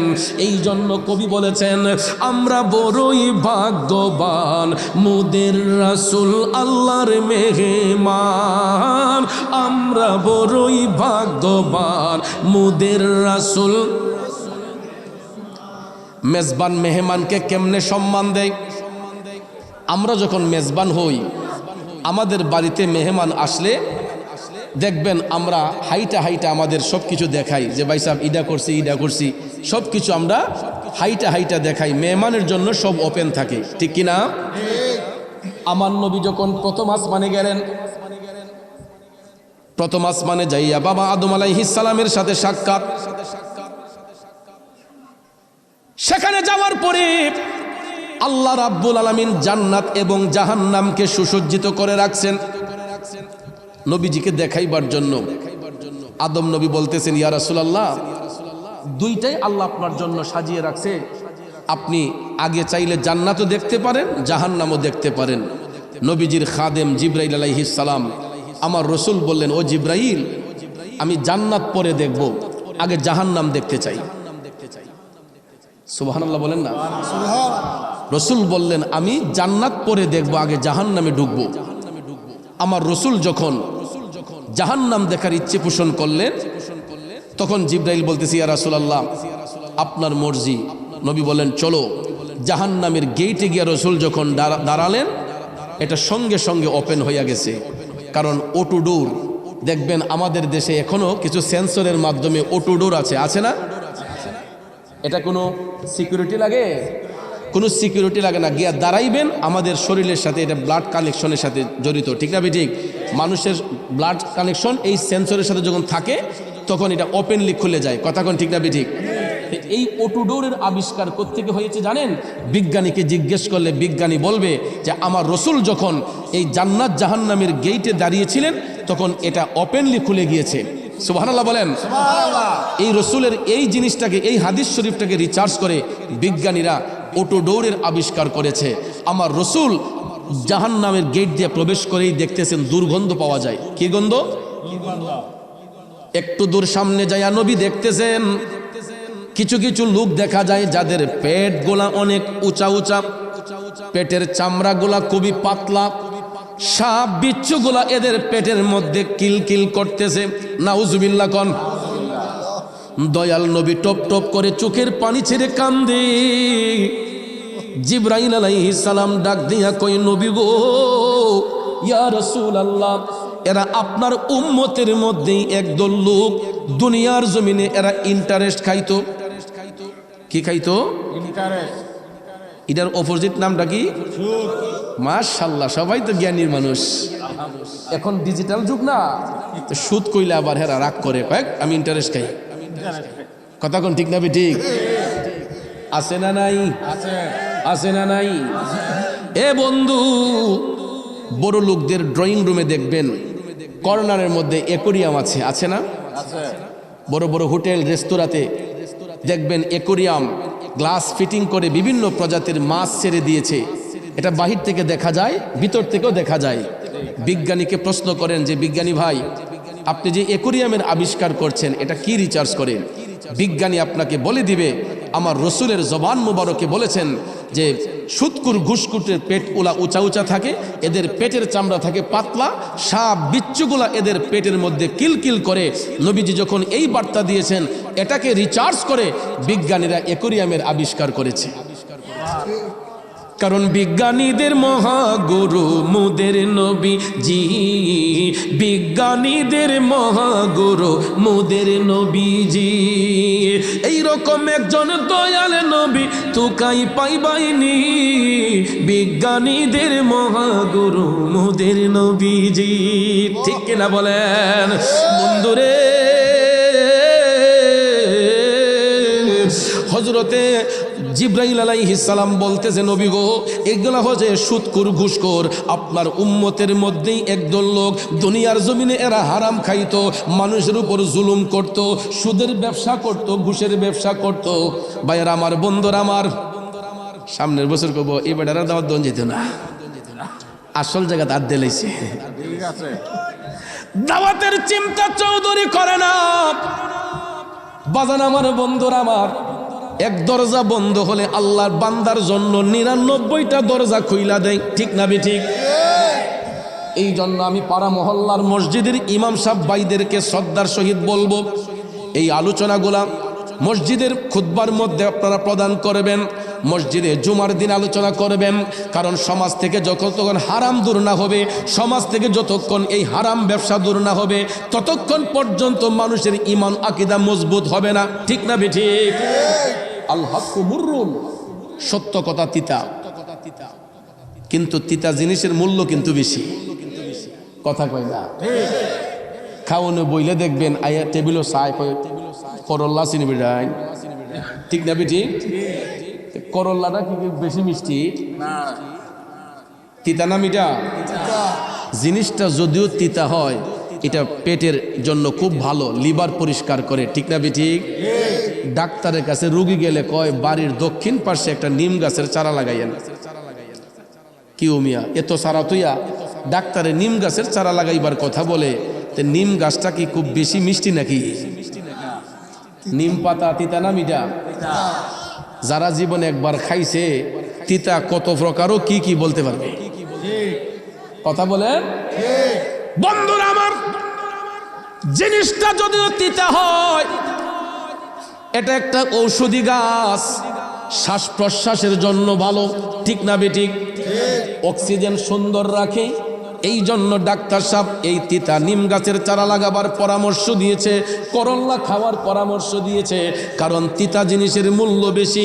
ঠিক তদ্রূপভাবে আল হাক্কু মুররুন, সত্য কথাগুলা তিতা লাগে, কিন্তু তিতা জিনিসটা কিন্তু মূল্য বেশি থাকে। ঠিক কিনা কর বন্ধু?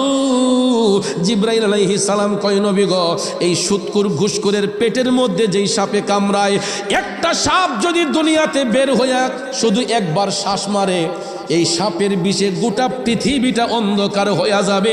চিল্লায়া কন নাউজুবিল্লাহ। যাক আমার ভাইয়েরা, সেই দিকে যাব না, আমি মূল কথাই চলে যাই। আমি নামাজের কথার মধ্যে ছিলাম। ওয়াইসাল কারণী কিবলামুখী হয়ে নামাজ পড়তেছেন। ঠিক না বেটি? কারে খুশি করার জন্য? আর আমরা নামাজ পড়ি সিজদা করমু আল্লাহরে, মন চলে গেছে শাস্ত্রলে। সিজদা করমু আল্লাহরে, মন চলে গেছে মোবাইলে। ঠিক না বেটি?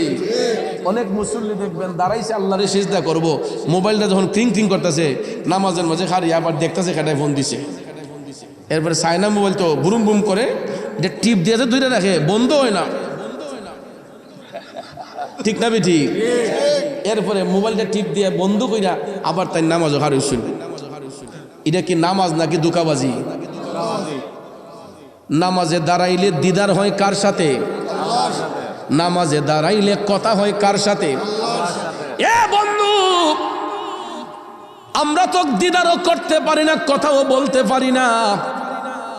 বলবেন হুজুর নামাজে দাঁড়াইলে আল্লাহর সাথে কথা হয় কেমনে? কারণ যখন আমরা নামাজে ইক্তেদাই তো বিহাজাল ইমাম বলে দাঁড়াই অথবা একাকী দাঁড়াই, মনে রাখবেন মুসল্লি যতক্ষণ কোরআনে পাকের আয়াত তেলাওয়াত করে, সূরা কালাম পাঠ করে, কোরআনের প্রত্যেকটা আয়াত কার বাণী? নামাজে দাঁড়াইয়া যতক্ষণ কোরআন তেলাওয়াত করা হয় বুঝতে হবে আল্লাহর সাথে বান্দার কথাবার্তা চলতেছে। সুবহানাল্লাহ কি বলবেন না? এই জন্য বাজান নামাজ লোক দেখানো পড়লে হবে না, নামাজ পড়তে হবে একমাত্র আল্লাহকে খুশি করার জন্য। বন্ধুরে কথাই কথা লম্বা হয়ে যাবে, এই জন্য সেই দিকে আমি যাচ্ছি না। ওয়াইসাল কারণে রিয়া মুক্ত থাকার জন্য লুকালয়ের অন্তরালে নির্জনে আইসা তিনি ফখর মুক্ত হওয়ার জন্য আল্লাহকে রাজি খুশি করার জন্য তিনি সিজদারত অবস্থায় যখন নামাজটা পড়া ওয়াইসাল কারণে সালাম ফিরালেন, পিছন থেকে হযরতে উমর সালাম দিলেন, আসসালামু আলাইকুম ওয়া রাহমাতুল্লাহ। ওয়াইসাল কারণী চমকে উঠছে, কয় কি রে, আজ পর্যন্ত তো কোনো মানুষ এখানে ঢুকতে দেখলাম না, আমার মতো কোন পাগল আবার ঢুকলো। পিছন দিকে তাকাইয়া দেখতেছে নূরান্বিত চেহারার অধিকারী দুইজন আল্লাহর মেহবুব বান্দা ওয়াইসাল কারণীকে লক্ষ্য করে সালাম দিয়েছে। ভাইয়ের আমার, সালামের জবাব দেওয়া কি ওয়াজিব। তখন ওয়াইসাল কারণীর সাথে সাথে বললেন, ওয়া আলাইকুমুস সালাম ওয়া রাহমাতুল্লাহি ওয়া বারাকাতুহু। উভয়ের মধ্যে যখন সালাম বিনিময় হয়ে গেল, এখন কুশল বিনিময় করার জন্য হযরত উমর আরেকটু এগিয়ে বলতেছেন, কিছু মনে না করলে তোমার নামটা জানতে পারি? ওয়াইসাল কারণী কয়, আমি আল্লাহর বান্দা। কি কয়? জিগাইছেন নাম, কয় আমি আল্লাহর বান্দা। হযরত উমর বলতেছেন, আমরা তো আল্লাহর বান্দা ভাই, বলেন না আপনার নামটা কি? তখন বলে, আমি এমন একজন নবীর উম্মত যিনি রাহমাতাল লিল আলামিন। হযরত আলীর তখন মনে পড়ে গেল, আমার নবী তো বলেছিলেন এত সহজে সে তার নাম পরিচয় বলবে না। মিলতাছেনি? আমার নবী ভবিষ্যৎবাণী দিয়েছিলেন এত সহজে সে তার নাম পরিচয় বলবে না। হঠাৎ করে তাকাইয়া দেখলেন ডাইন হাতটা সত্যি সত্যি মুঠ করা। আমার নবী বলছিলেন, যখন দেখতেছেন ডাইন হাতটা মুঠ করা, সাথে সাথে হযরতে উমর হাতটার মধ্যে ধরে বললেন, ওয়াজ করুনি, আর লুকোচুরি করা যাবে না, তোমার হাতটা খুলো। হাতটা যখন খোলা হলো, দেখা যায় আমার নবী যেই সাদা চিহ্নের কথা বলেছিলেন, সত্যি সত্যি পাগলার হাতের মধ্যে ওই সাদা চিহ্নটা দেখা যায়। আল্লাহু আকবার, ইয়া রাসূলুল্লাহ। কোরআন হাদিস পড়লেই শুধু আলেম তো হয় না, নবীর প্রেমে মজনু যারা তারাই মৌলানা। ঠিক কিনা কন ভাইরে? নবীর ইশকের পাগল যিনি,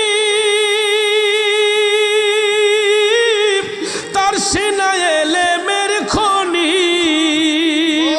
আরে ঘরে বসে দেখতে পারে সোনার মদিনা, এলেমের শহর গো নবী শাহে মদিনা। কোরআন এলেমের শহর গো নবী শাহে মদিনা। কে বলে রে আমার নবী গায়েব জানে না, এলেমের শহর গো নবী শাহে মদিনা। ঠিক কিনা বলেন ভাইরা? আমার নবী ভবিষ্যৎবাণী করেছিলেন হাতের মধ্যে সাদা দাগ পাওয়া যাবে। সত্যি সত্যি দেখা যায় পাগলার হাতে সাদা দাগটা আছে। বন্ধুরে, হযরতে উমর বললেন, পাগলা তুমি জানো নি আমরা কই থেকে আসছি? কই থেকে আইছেন? তখন বললেন, আমরা মদিনা শরীফ থেকে আসছি নবীজির পক্ষ হতে। হে ওয়াইসাল কারণী, নবীজি তোমাকে সালাম দিয়েছেন, তুমি নবীর সালাম গ্রহণ করো। সুবহানাল্লাহ। এই কথাটা শোনার সাথে সাথে পাগলার চোখের পানিগুলা ঠপ ঠপ করে পড়তেছে। হযরতে উমর ডাক দিয়া কয়, পাগলা আমার নবী বলেছেন নবীর গুনাহগার উম্মতের জন্য তুমি একটু দোয়া করতে, আর তুমি এতই ভাগ্যবান, আমরা নবীর গোলামি কইরা যেটা অর্জন করতে পারি নাই, এই নির্জন জঙ্গলার মধ্যে থাইকা তুমি সেটা অর্জন করেছো। নেও পাগলা নেও, আমার নবীর ব্যবহৃত এই জুব্বা মুবারক দয়াল নবী এটা তোমার জন্য বরাদ্দ রেখেছেন। ওয়াইসাল কারণী আমার নবীজির জুব্বা মুবারক কানা হাতের মধ্যে লইয়া বুকের সাথে মিশাইয়া টপ টপ করে চোখের পানি ছাইরা কামতেছে। এই পানি কিন্তু কষ্টের পানি না। কান্না কয় ধরনের? একটা হচ্ছে কষ্টের কান্না, একটা আনন্দের কান্না। একটা আনন্দের কান্না, একটা কষ্টের কান্না। দেখবেন মানুষ যখন বেশি খুশি হয়, বেশি আনন্দ হয়, দেখবেন বেশি খুশিতে অনেকের চোখের পানি চলে আসে। আছে না বাজান? ছেলে মেয়েরা যখন ভালো পড়াশোনা করে, যখন গোল্ডেন এ প্লাস পায়, টেলিফোনটা দিয়ে দেখবেন বাপরে কই কান্দা দেখো, আব্বা আমি গোল্ডেন পাইছি। এই সংবাদ শুনে দেখবেন তার বাবাও কান্দে, মায়ও কান্দে, ফুতেও কান্দে। এটা কষ্টের কান্না না, এটা আনন্দের কান্না।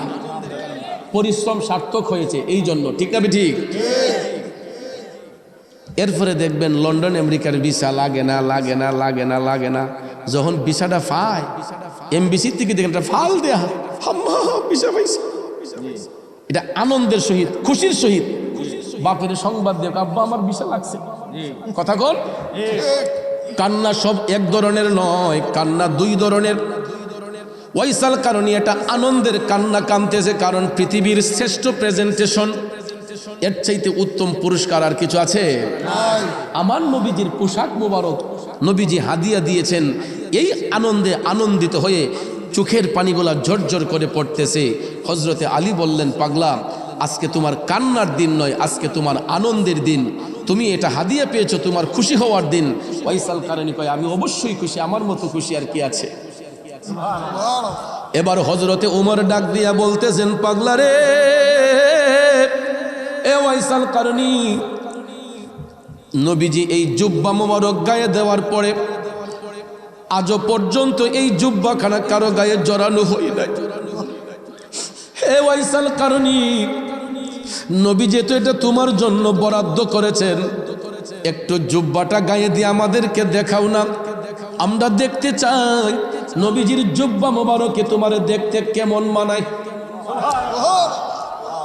ওয়াইসাল কারণী ডাক দিয়া বলতেছে, হুজুর, জুব্বা যদি আমাকে পড়তে হয় একটু সময় আমাকে দিতে হবে। কিভাবে? কয়, হুজুর আপনার একটু অপেক্ষা করেন, আমি ভিতরে যাইয়া জুব্বাটা পইরা আসি। দেখেন প্রেমের খেলা আল্লাহর বন্ধুরা কেমনে করে।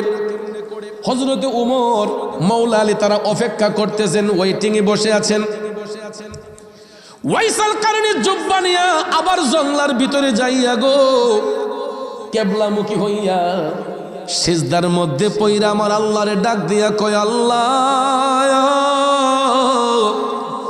তোমার হাবিব নবী মুস্তাফা সাল্লাল্লাহু আলাইহি ওয়াসাল্লামের পক্ষ হতে আমি অধম পাগলের জন্য একটা জুব্বা মুবারক হাদিয়া আসছে। আল্লাহ, তুমি যদি অনুমতি দাও আমি পাগলা জুব্বাখানা গায়ে দিতে পারি। দেখেন প্রেমের পেস কেমনে খেলে। নবীজি জুব্বা দিছেন, এটা পড়লেই তো চলে। ওয়াইসাল কারণে সিজদার মধ্যে পইরা আবার অনুমতি চায় কার কাছে? সিজদার মধ্যে পড়ে রইলেন। কিছুক্ষণ পর অদৃশ্য থেকে, গায়েব থেকে আওয়াজ আসলো, পাগলা, তোমাকে জুব্বা পরার অনুমতি প্রদান করা হইল। এখন পড়লে অসুবিধা আছে না, কিন্তু পাগলা সিজদাও উঠায় না, জুব্বাও পরে না। এ বন্ধু, সময় গত হইয়া যাচ্ছে। অদৃশ্য থেকে আওয়াজ আসলো, কিরে পাগলা, অনুমতি প্রার্থনা করলে জুব্বা পরার জন্য তোকে প্রদান করা হয়েছে, এখন সিজদা উঠাস না কেন, জুব্বা পরস না কেন? ওয়াইসাল কারণে সিজদায় পইরা কয়, আল্লাহ, অনুমতি পাইছি, কিন্তু এই জুব্বা আমি কখনো গায়ে জড়াইব না। কেন রে কেন? ওয়াইসাল কারণে সিজদার মধ্যে পইরা আমার মৌলার প্রেমে ফানা হইয়া ডাক দিয়া কয়, আল্লাহ গো, কেমনে এই জুব্বা আমি গায়ে দেই? এই জুব্বা পাওয়ার জন্য তোমার হাবিব নবী মুস্তাফার কত উম্মতরা দেওয়ানা ছিল, তাদেরকে বাদ দিয়া আমি একা কেমনে জুব্বাটা গায়ে জড়াই? যদি এই জুব্বা আমারে গায়ে দিতে হয়, আল্লাহ, আমার একটা ফরিয়াদ তুমি কবুল করো মাবুদ গো। আমি যদি জুব্বা পড়তে হয় আমি ওই শর্তে পড়তে পারি, যদি তুমি তোমার হাবিব নবী মুস্তাফার গুনাহগার উম্মতের গুনাহ মাফ করো। আল্লাহু আকবার, ইয়া রাসূলুল্লাহ।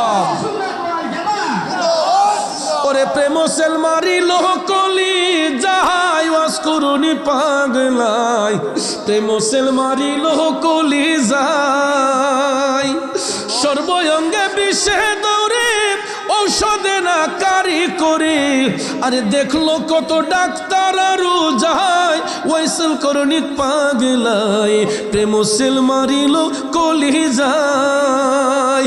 ও বন্ধু দেখো রে, ওয়াইসাল কারণে শুধু আমার নবীকে ভালোবাসে না, আমার নবীর উম্মতের জন্য কেমন দেওয়ানা।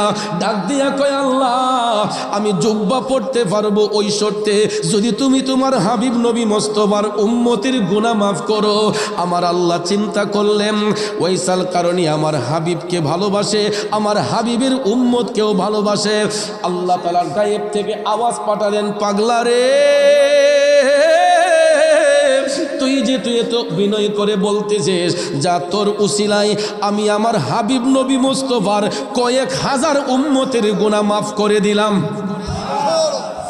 ওয়াজ করিনি কয় বাকিরা দোষ করছে কি? সুবহানাল্লাহ কয় না? আল্লাহ কয়েক হাজার মাফ করলাম, বাকিরা দোষ করছে কি? আমি সিজদা উঠাইব না, জুব্বাও পরব না যদি তুমি তোমার হাবিব নবী মুস্তাফার উম্মতের গুনাহ মাফ না করো। প্রথম ডাকের উত্তর আসলো, দ্বিতীয় ডাক দিয়া পাগলা সিজদার মধ্যেই পড়ে আছে। আল্লাহ তাআলা গায়েব থেকে আওয়াজ পাঠালেন, পাগলা সিজদা উঠাইয়া নাও, আমার হাবিব নবী মুস্তাফার জুব্বা মুবারকে যতগুলা সুতা আছে, সুতার উপরে লুমের যতগুলা আঁশ আছে, এর চাইতে ৩-৪ গুণ বেশি মাফ করলাম। পাগলা কয় তাও মানি না। আরে প্রেম কি দন লোকে বলে, চিনে না কুলের ছেলে, যদি তার কেহ না শিখায়। ঠিক কিনা? মালিক তুই আমার প্রেম শিখায়া কুন্দুসে যাবে ছাড়িয়া, আরে প্রেম ফাঁসি লটকায়া গলায় অস্কুরুনি পাগলাই, প্রেম সেল মারিল কলি যায়। এ বন্ধু রে বন্ধু, পাগলা ডাক দিয়া কয় কয়েক হাজার মাফ করলেও কাম হইব না।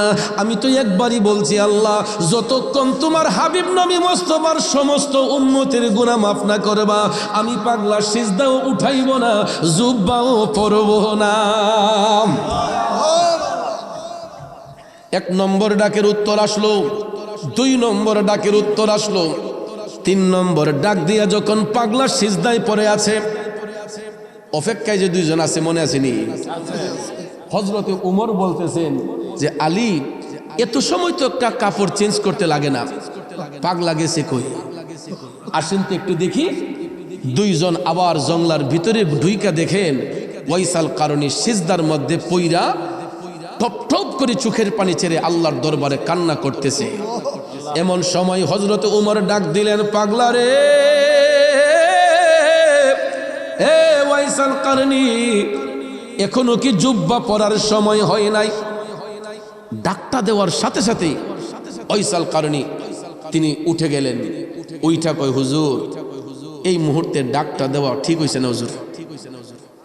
কিন্তু ডাকটা না দিয়েও তো উপায় ছিল না, ঠিক না ঠিক?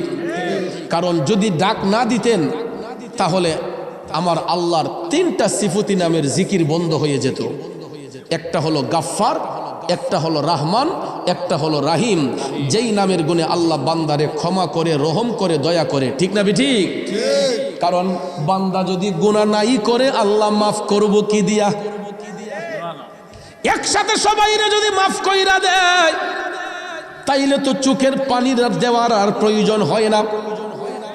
আল্লাহ যদি সবাইরে একসাথে মাফ করে দিলাই আর কি চোখের পানি দেওয়ার দরকার আছে? কিন্তু ভাইয়ার আমার, এই 3টা নামের জিকির দিয়া বান্দা আল্লাহর ওলি হয়। কারণ বান্দা যখন গুনার জন্য অনুতপ্ত হইয়া আল্লাহর দরবারে যখন চোখের পানি চাইরা কান্দে, আমার আল্লাহ কয় আমার কাছে সবচাইতে বেশি পছন্দ হইল বান্দার 2টা চোখের পানি। এই জন্য আমার নবী কামলিওয়ালা বলছেন, উম্মত তোমরা হাসবা কম, কানবা বেশি। দেখবেন আমরা কক্সবাজার যাই সমুদ্রের ঢেউ উপভোগ করার জন্য, আমরা সুরমা নদীর পাড়ে যাই নদীর ঢেউ উপভোগ করার জন্য, ভাষা পানি দেখতে যাই নদীর ঢেউ উপভোগ করার জন্য। কারণ এই ঢেউগুলা দেখতে আমাদের কাছে উপভোগ করতে ভালো লাগে। আর আমার আল্লাহর কাছে সবচেয়ে বেশি ভালো লাগে আল্লাহর বান্দারা যখন দুইটা চোখের পানি ছাইরা কান্দে। এই জন্য আপনারা দেখবেন বুজুর্গ ব্যক্তি যারা যারা আল্লাহর ওলিরা, তারা সব সময় আমার আল্লাহর নামের জিকির কইরা বলে, গাফুরুর রাহিম নাম তোমার আল্লাহু আল্লাহু আল্লাহ রহমানুর রহিম নাম তোমার আল্লাহ আল্লাহু। এ বন্ধুরা, আল্লাহর বান্দারা যখন অনুতপ্ত হইয়া আল্লাহর কাছে যখন কান্না করি, আমার আল্লাহ কয় বান্দার চোখের পানিটা আমার কাছে সবচেয়ে বেশি পছন্দ হয়। তখন নবীজির খাতিরে আল্লাহ কয় লাওয়াজাদুল্লাহ তাওয়াবার রহিমা, আমি আমার বন্ধু নবীর তুফাইলে তাদের তওবা কবুলকারী হয়ে যায়, তাদের উপর দয়াশীল হয়ে যায়। ও বন্ধু, এই জন্য হযরতে উমর গিয়া ডাক দিলেন। পাগলা কয় হুজুর এই মুহূর্তে ডাকটা দেওয়া উচিত হয় নাই। কেন? হুজুর আমি যেই প্রেমের খেলা আমার আল্লাহর সাথে খেলছিলাম, যদি এখন আমারে ডাক না দিতেন তাইলে নবীজির যত উম্মত আছে আমি এই সুযোগে সকল উম্মতের গুনাহ মাফ করে লইতে পারতাম। কিন্তু এটা কি সম্ভব? এটা সম্ভব না। কারণ আল্লাহ তাআলা সবাইরে মাফ করে দিলে এই তিন নামের জিকির বন্ধ হয়ে যায়। কিন্তু ওয়াইসাল কারণী তো প্রেমের এশকের তাড়নায় এই কথা বলছেন। বন্ধুরা আমার, বাবাজিরা আমার, কেউ কেউ ওয়াইসাল কারণীকে সাহাবীও বলেছেন যেহেতু নবীর জামানায় ছিলেন, কিন্তু না, তিনি তাবিদের মধ্যে প্রথম নামটা হচ্ছে হযরত ওয়াইসাল কারণীর, এবং ওনার বাবার নাম হচ্ছে হযরতে আমের রাদিয়াল্লাহু তাআলা আনহু। ওনার বাবার নাম হযরত আমের রাদিয়াল্লাহু তাআলা আনহু। আর ওয়াইসাল কারণীর উনি আমার নবীকে সরাসরি দেখেন নাই, এই জন্য তাবেঈদের মধ্যে প্রথম নামটা হচ্ছে হযরত ওয়াইসাল কারণীর রাদিয়াল্লাহু তাআলা আনহু। জুড়ে কোন সুবহানাল্লাহ। এখন হযরতে উমর ডাক দিয়ে বললেন, পাগলা খুব মজার আলোচনায় আসছি, কষ্ট হইতেছে? সময় জানে কোন দিকে যাইতেছে আল্লাহ জানে। অসুবিধা হইতেছে? এ মৌলভী বাজারের বাবাজিরা, ও যুবক বন্ধুরা, হযরতে উমর ডাক দিয়া কয়, পাগলা তুমি নবীজিকে এত ভালোবাসো, নবীজির উম্মতদেরকে এত ভালোবাসো, এত ভালোবাসা তোমার অন্তরে থাকার পরেও একটা বারের জন্য কি নবী দেখার স্বাদ তোমার অন্তরে জাগলো না? পাঁচকুরুনির প্রশ্ন করলেন হযরতে উমরে যে তুমি নবীর জামানায় ছিলা, এত ভালোবাসো নবীজিরে, নবীর উম্মতকে ভালোবাসো, একবারও কি নবীরে দেখার স্বাদ অন্তরে জাগলো না? পাগলা কয়, হুজুর কথাটা ঠিকই কইছেন, আচ্ছা আমি না হয় একজন নবীরে নাই দেখছি। হযরত ওয়াইস করণী কয়, হুজুর বলেন তো আপনারা আমার নবীরে দেখছেননি? হযরত উমর দিছে হাসিয়া, আরে পাগল, আমরা তো আইলাম ওই নবীর কাছ থেকে, দেখছি মানে অবশ্যই দেখছি। ওয়াইসাল কারণী কয়, হুজুর বিয়াদবি ক্ষমা করবেন, যদি রাসূল দেইখা থাকেন বলেন তো আমার নবীর কপাল মুবারকের ব্রু মুবারক গোলা জোড়া লাগানো ছিল নাকি আলাদা ছিল? আচ্ছা এই প্রশ্ন যেই ব্যক্তি করতে পারে, এটার উত্তর কি উনি রাসূল দেখছে না দেখছে না? যখন এই প্রশ্ন ওয়াইসাল কারণী করলো, হযরত উমর স্ট্রেঞ্জ হয়ে গেলেন, বললেন, আলী বিষয় কি? পাগলা তো কখনো পেস টু পিস রাসূলকে দেখে নাই, সে এই প্রশ্ন করলো কেন? তারা দুইজন যখন তাকরার করতেছেন, এই ফাঁকে ওয়াইসাল কারণী কলম হাতে নিয়া আমার নবীজির কপাল মোবারকের চিহ্নটা অঙ্কন কইরা কয়, হুজুর দেখেন তো এটা চিনেননি? হযরতে ওমর ডাক দিয়া কয়, পাগলা রে, এ ওয়াইসাল কারণী, এ তো দেখছি আমার নবীর কপাল মোবারক। এ পাগলা, তুই তো কোনোদিন আমার নবীর জাহিরি ভাবে দেখোস নাই, সরাসরি দেখোস নাই, তুই জানলে কেমনে আমার নবীজির কপাল মোবারক এইরকম ছিল? ওয়াইসাল কারণী ডাক দিয়া কয়, হুজুর নবী দেখার জন্য মদিনা শরীফ যাওয়া লাগে না। হুজুর নবী দেখার জন্য মদিনা শরীফ যাওয়া লাগে না। গোলামরা পৃথিবীর যেই প্রান্ত থেকে নবীর দিকে রজ্জু হইয়া যায়, পৃথিবীর যেই প্রান্ত থেকে নবীর দিকে রজ্জু হইয়া যায়, আমার মদিনার কামলিওয়ালা নবী ওই জায়গাতে উম্মতকে দেখা দিয়া যায়। ঠিক না বেঠি? আমরা সবাই নবীর পাগল, ঠিক না? সবার পক্ষে কি মদিনা যাওয়া সম্ভব? কিন্তু মদিনার কামলিওয়ালা নবী চাইলে আসা সম্ভব কিনা? হযরত আলী বললেন, পাগলা, তোমার সব কথা মানলাম, একটা বারের জন্য তো যাইতে পারতাম। তখন ওয়াইসাল কারণে কয়, হুজুর, আমি ইতিপূর্বে 3 বার গিয়েছি। কয়বার? কয় ইতিপূর্বে নবীজি থাকা অবস্থায় আমি 3 বার গিয়েছি, কিন্তু কোনো কারণে আমার সাথে দেখা হয় নাই। যেই কোনো কারণে 4র্থবার যখন প্রিপারেশন নিয়েছি, এমন সময় রসুল আমাকে যেতে নিষেধ করেছে। সুবহানাল্লাহ কইতেন না? আমার নবী কি কারণে নিষেধ করলেন? নিশ্চয়ই কোনো কারণ আছে। এখান থেকে মেশকাত শরীফের একটা বর্ণনা পাইলাম। এই জায়গা থেকে মেশকাত শরীফের একটা বর্ণনা এসেছে। আমার নবী কি কারণে নিষেধ করলেন? কারণ ওয়াইসাল কারণের কাদের মধ্যে একটা গাইড থাকতো। এই গাইটের ভিতরে কি ছিল জানেননি? এই গাইটের ভিতরে ছিল ওনার গর্ভধারিণী মা। ওরে মা বিনে বান্ধব নাই রে, মা বিনে বান্ধব নাই রে, এই যে সোনার দুনিয়ায়। ভেবে দেখো কি করছো এই মায়ের লাগিয়া, ভেবে দেখো কি করছো এই মায়ের লাগিয়া। বন্ধু, ওয়াইসাল কারণের গাইটের ভিতরে ওনার মা দুঃখিনীকে যেখানে যাইতেন সাথে করে নিয়ে যেতেন, যাতে মায়ের সেবার মধ্যে ত্রুটি না হয়, সেবার মধ্যে কোনো গাফলতি না হয়। মায়ের সেবা করার মতো অন্য কোনো লোক ছিল না। এই জন্য আমার মদিনার কামলিওয়ালা নবী দিদার দিয়ে বলেছেন, পাগলা, তুই আসার দরকার নাই, তুই তোর মার সেবা কর, আমি রসুল আয়েশা তোরে দেখা দিয়া যাইমু। আল্লাহু আকবার, ইয়া রাসূলুল্লাহ। মা তুমি আমার আগে যেও না গোরে, হবে কেমন করে দেব মাটি তোমার কবরে, আমি কেমন করে দেব মাটি তোমার কবরে। মা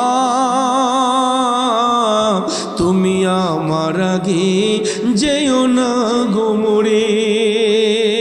ও বন্ধু, আমার নবী কামলিওয়ালা বলেছেন, যেই ঘরে বাবা আছে এই ঘরে আল্লাহর রহমত আছে, যেই ঘরে মা আছে ওই ঘরে আল্লাহর জান্নাত আছে। কিন্তু আজকে আমরা উপযুক্ত হওয়ার পরে কত সন্তানরা বাবাকে কষ্ট দেই, মারে কষ্ট দেই, আছে না নাই? বাবাকে তোমরা জানিও কাবা, মদিনা জানিও মাকে, বাঁচিয়া যদি গো থাকে। বাবাকে তোমরা জানিও কাবা, মদিনা জানিও মাকে, বাঁচিয়া যদি গো থাকে। হো তোমরা করিও ভাই বন্ধুগণ মাতা পিতার খেদমত, করিও নবীর উম্মত, করিও নবীর উম্মত। বন্ধুরে, বাবা মার সাথে কখনো খারাপ আচরণ করবেন না।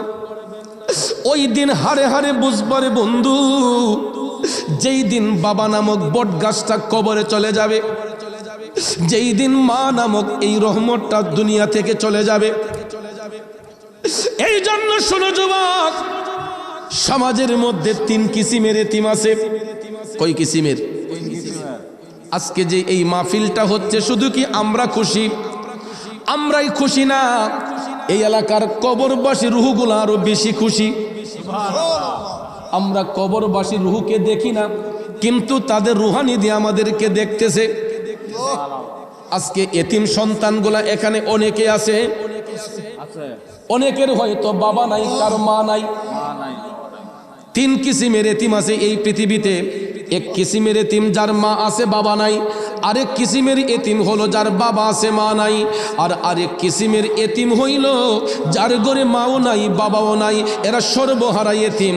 এই জন্য যুবক বন্ধু, হয়তো এখানে অনেকেই বাবা হারা এতিম আছেন, আমিও আপনাদের মতো একজন বাবা হারা এতিম।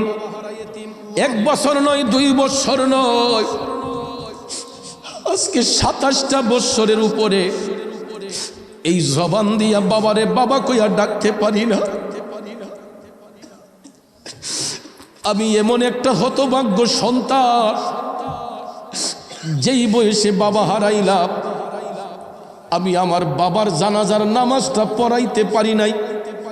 ছোট্ট ছিলাম, ভালো করে আমার যোগ্যতা হয় নাই, এই জন্য বাবার জানাজার নামাজটা পড়াইতে পারি নাই।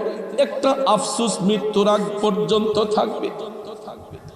কিন্তু বর্তমানে আমি শত শত মানুষ মারা গেলে জানাজার নামাজের ইমামতি করি।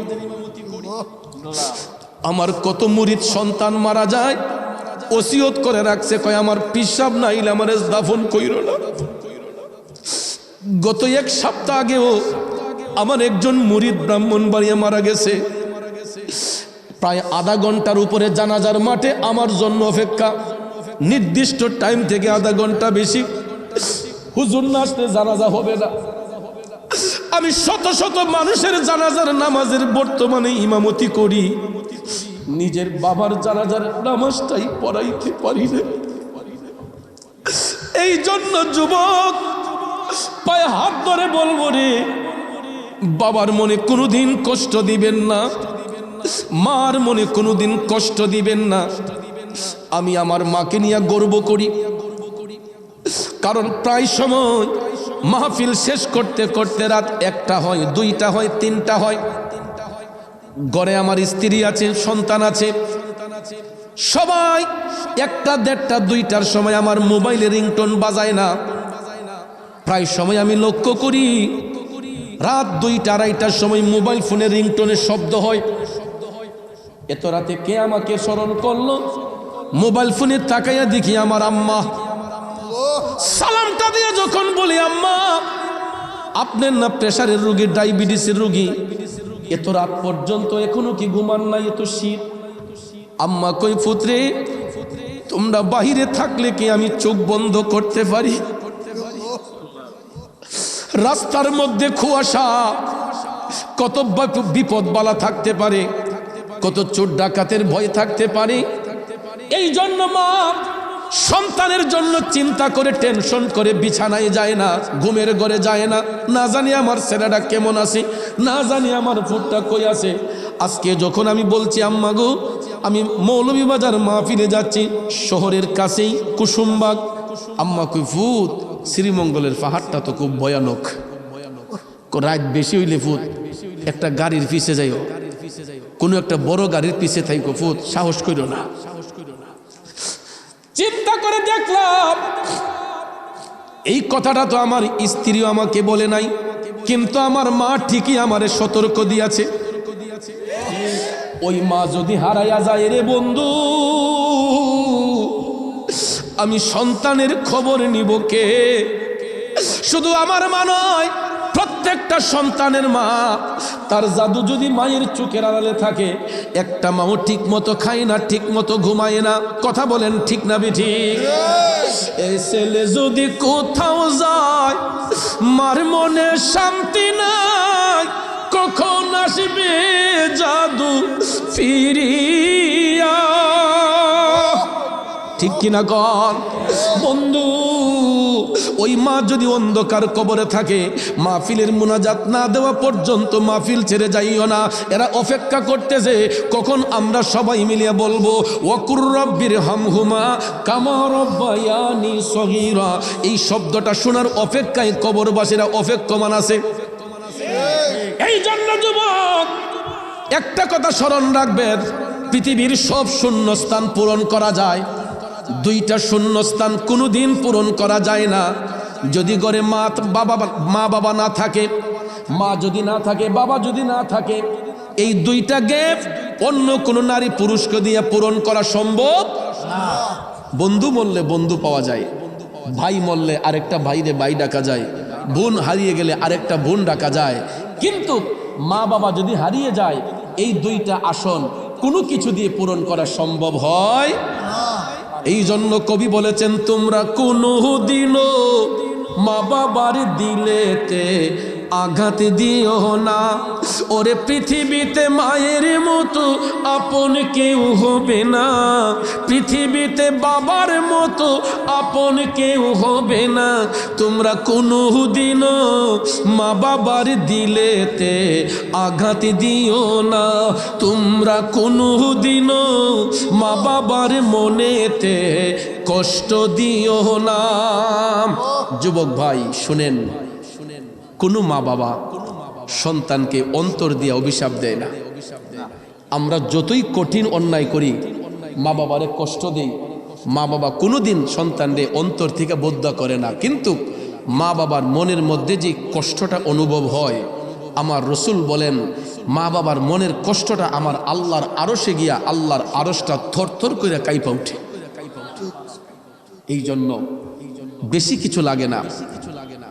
যুবক বাজার থেকে আসার সময় 50 টাকার পান সুপারি আইনা মার একটা ডাক দিয়েন মজা কইরা, আম্মা, ও আম্মা, কিতারে ভূত, আম্মা তোমার লেগে পান সুপারি আনছি।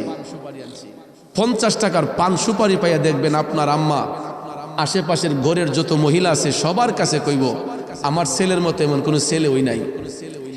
পাশের ঘরের মহিলারা কয়, কেরে গোছ আসি, আগো পান শেষ হওয়ার আগেই ফুলা পান লই পরে। বাজার থেকে আসছেন, বাবা একটা কাশি দিছে, 50 টাকার ওষুধ নিয়ে আসেন, কয়েকটা বড়ি নিয়ে আসেন। আব্বা, আব্বা, কিতারে ভূত, আব্বা আপনি দিয়ে কাশি দিতেছেন, আব্বা আপনার শরীরটা কি বালা না, আব্বা ওষুধটা খাইয়েন। দেখবেন আপনার বাপে চাষটলো বইয়া ফাউরের ভাও তুললা, আমার ফুলার মতো এমন কোনো ফুলই নাই। কিতাব আসা কয় বেটা, খালি একটা কাশি দিছিলাম, আমার ফুলায় পুরা ফার্মেসি বাসা লইছে। ঠিক না ঠিক? আনছে মাত্র 50 টাকার ওষুধ, বাবা বলতেছে কয় ফুলে বলে ফার্মেসি লইছে, কয় ওষুধ আইনা কারি জমাই লিছে। এ যুবক ভাই, এতটুকু কইরেন না, এতটুকু কইরেন না। যদি মা বাবাকে এগুলা না দিলেও, মা বাবারে এগুলা না দিলেও মজা কইরা যদি আব্বা কইয়া ডাক দেন, আম্মা কইয়া ডাক দেন, তাতেই মা বাপ খুশি। কথা কন। আর গড়ের রমণী ম্যাডাম ডে যদি 5000 টাকা শাড়ি আইনা দেন, এই নেও তোমার লাগে আনছি, দেখেন এটা দইরা এমনি ঠিক না বেঠিক? এই যে রমজান ঈদ আইতেছে, দামি কাপড়টা কিন্তু অনেকে বউ লেগে কিনে, 5000 টাকা শাড়ি আনলো, নেও এটা তোমার লাগে আনছি, ইতার যোগ্য আমি? আর মা বাপরে যদি 500 টাকা দিয়ে একটা কাপড় এনে দেন, দীক্ষা কয়, ও ফুত তোর সয়েছে তো সুন্দর, মাশাল্লাহ ফুত খুব ভালো হয়েছে রে। ঠিক না ঠিক? সুন্দর না হইলেও ফুতের মন খুশি করার জন্য মা বাপ কয়, ফুত অনেক সুন্দর হয়েছে, এটার নাম হইল মা বাবা। তো এই জন্য ওয়াইসাল কারণে যদি মায়ের সেবা কইরা নবীরে দেখতে পারে, আমরা পাগলডি মার সেবা করলে নবী দেখতে পারি না? তাহলে আজকের মাহফিল থেকে আমাদের শিক্ষা হলো, আমরা নবীর বিরুদ্ধে যাব না, অলি আল্লাহর বিরুদ্ধে যাব না, মা বাবার সাথে বিয়াদবি করব না। ঠিক আছে ইনশাল্লাহ? ভাইয়ার আমার, এই আলোচনাটার ভিতরে অনেক চতুর্মুখী আলোচনা আসে। এই জন্য আমি প্রথম হিসেবে এই কুসুমবাগে, এই ধারক এলাকায় আজকে প্রথম এসেছি, এই জন্য আদার সাইটে কিছু কথা বলেছি। আপনাদের কি মনে কষ্ট হয়েছে? রাগ করেছেন? পরিশেষে কথা একটাই হবে, পীর মুরিদি যার যার, সুন্নিয়ত আমাদের সবার। ঠিক কিনা? বর্তমানে সারা বাংলাদেশে আহলে সুন্নাত ওয়াল জামাতের একটা গণজোয়ার। আরেকটা কথা হলো, এই সিলেট বিভাগে, এই উপমহাদেশের মধ্যে সিলেট বিভাগে যিনি দিনের খেদমত করে রেসালতের ধ্বনিকে উজ্জীবিত রেখেছেন, যার গোটা জীবন সুন্নিয়তের খেদমত করতে করতে কাটিয়ে গিয়েছেন, শামসুল উলামা, রইসুল কুররা ওয়াল মুফাসসিরিন, উস্তাদুল মুহাদ্দিসিন, সুলতানুল আরিফিন, আল্লামা সাহেব কেবলা ফুলতলি রহমতুল্লাহ আলাইহির 18তম বার্ষিক ইসারে সওয়াব মাহফিল উপলক্ষে আগামী 15 জানুয়ারি বৃহস্পতিবার ফুলতলি সাহেব বাড়ি সংলগ্ন বালাই হাওরে বিশাল বড় মাহফিলের ইন্তজাম করা হয়েছে সাহেবজাদাদের পক্ষ থেকে, মাহফিল বাস্তবায়ন কমিটির পক্ষ থেকে আপনাদের সবাইকে দাওয়াত করা হয়েছে। সবাই নির্দিষ্ট সময়ে আপনারা শামসুল ওলামা আল্লামা সাহেব কেবলা ফুলতলি রহমতুল্লাহ আলহির এই ইসালে সব মাহফিলে যোগদান করবেন। তো বিশেষ করে এই রকমভাবে সারা দেশে সুন্নিয়তের খেদমত আমাদের আকাবিরগণ করে যাচ্ছেন। আপনারাও ঐক্যবদ্ধ থেকে নবীর পক্ষে থাকবেন, অলি আল্লাহর পক্ষে থাকবেন। আপনাদের মৌলভীবাজার বাসীর নসিব বড় ভালো, আল্লাহর অলি 360 আউলিয়ার অন্যতম সঙ্গী শাহ মুস্তফা রহমতুল্লাহ আলাইহি এখানে শুয়ে আরাম করছেন। কথা কোন ঠিক কিনা? সময় থাকলে মাঝে মধ্যে গিয়ে একটু জিয়ারত করে আসবেন, আল্লাহর অলি রুহানি তাওয়াজ্জু নেওয়ার জন্য জিয়ারতে যাবেন। কোনো কষ্ট হবে? সমস্যা হবে? আল্লাহ যেন আমাদের সবাইকে কবুল করুক, মাহফিল কমিটিকে কবুল করুক। আমরা নবীজিকে সালাম দিয়ে একটু জিকির করব, তারপরে মোনাজাত হবে। ঠিক আছে ইনশাল্লাহ? ফেরেশতों की सलामी देने वाले फौज पर थे सैयदा हजरत मां आमिना।